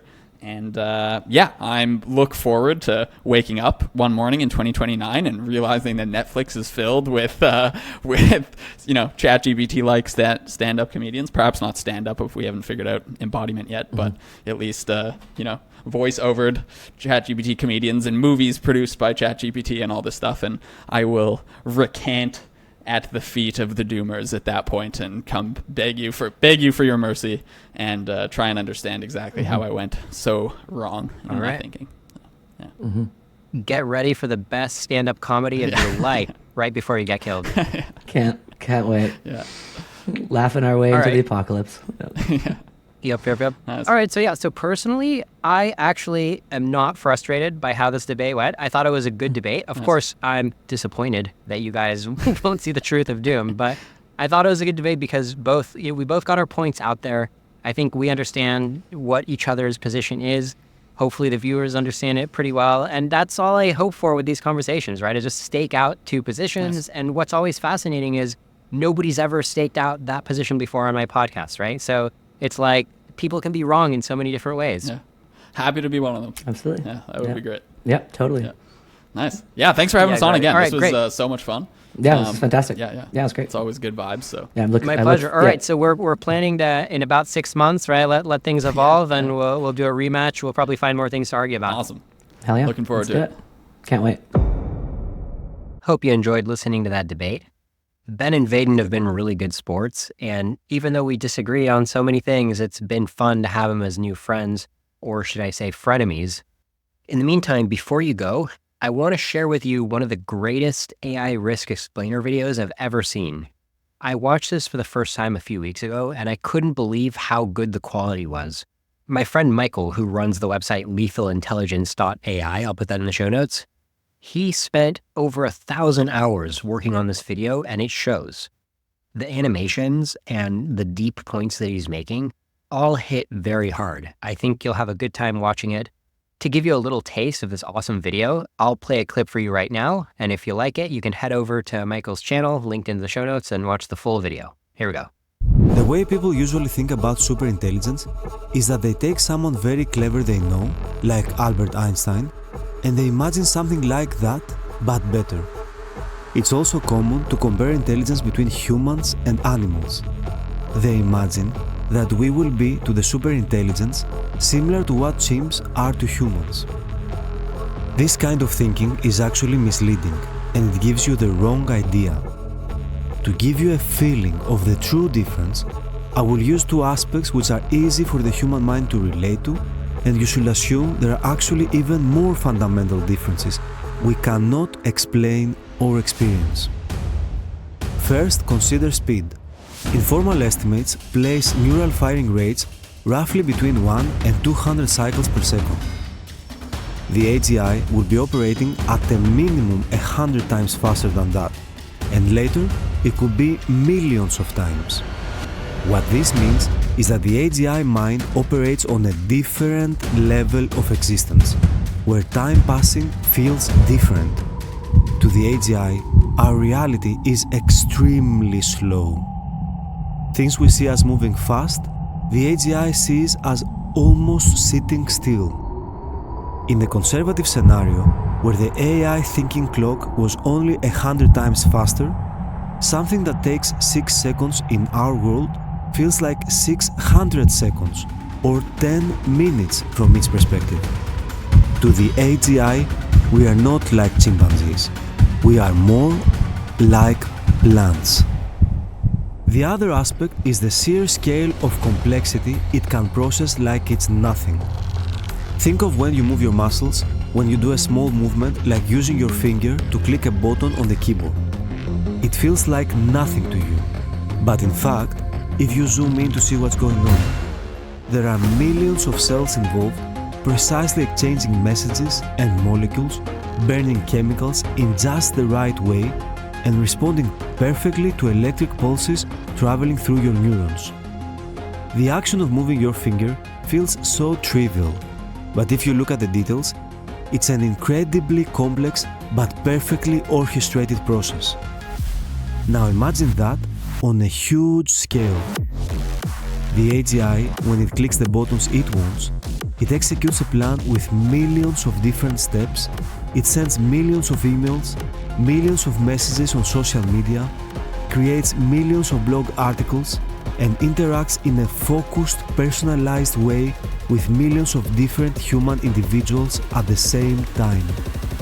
And it all seems like nothing to it. It experiences all that similar to how you feel when you move your finger to click your buttons, where all the complexity taking place at a molecular and biological level is in a sense just easy. You don't worry about it. Similar to how biological cells, unaware of the big picture, work for the human, humans can be little engines made of meat, working for the AGI, and they will not have a clue. And will actually get much weirder. So good, right?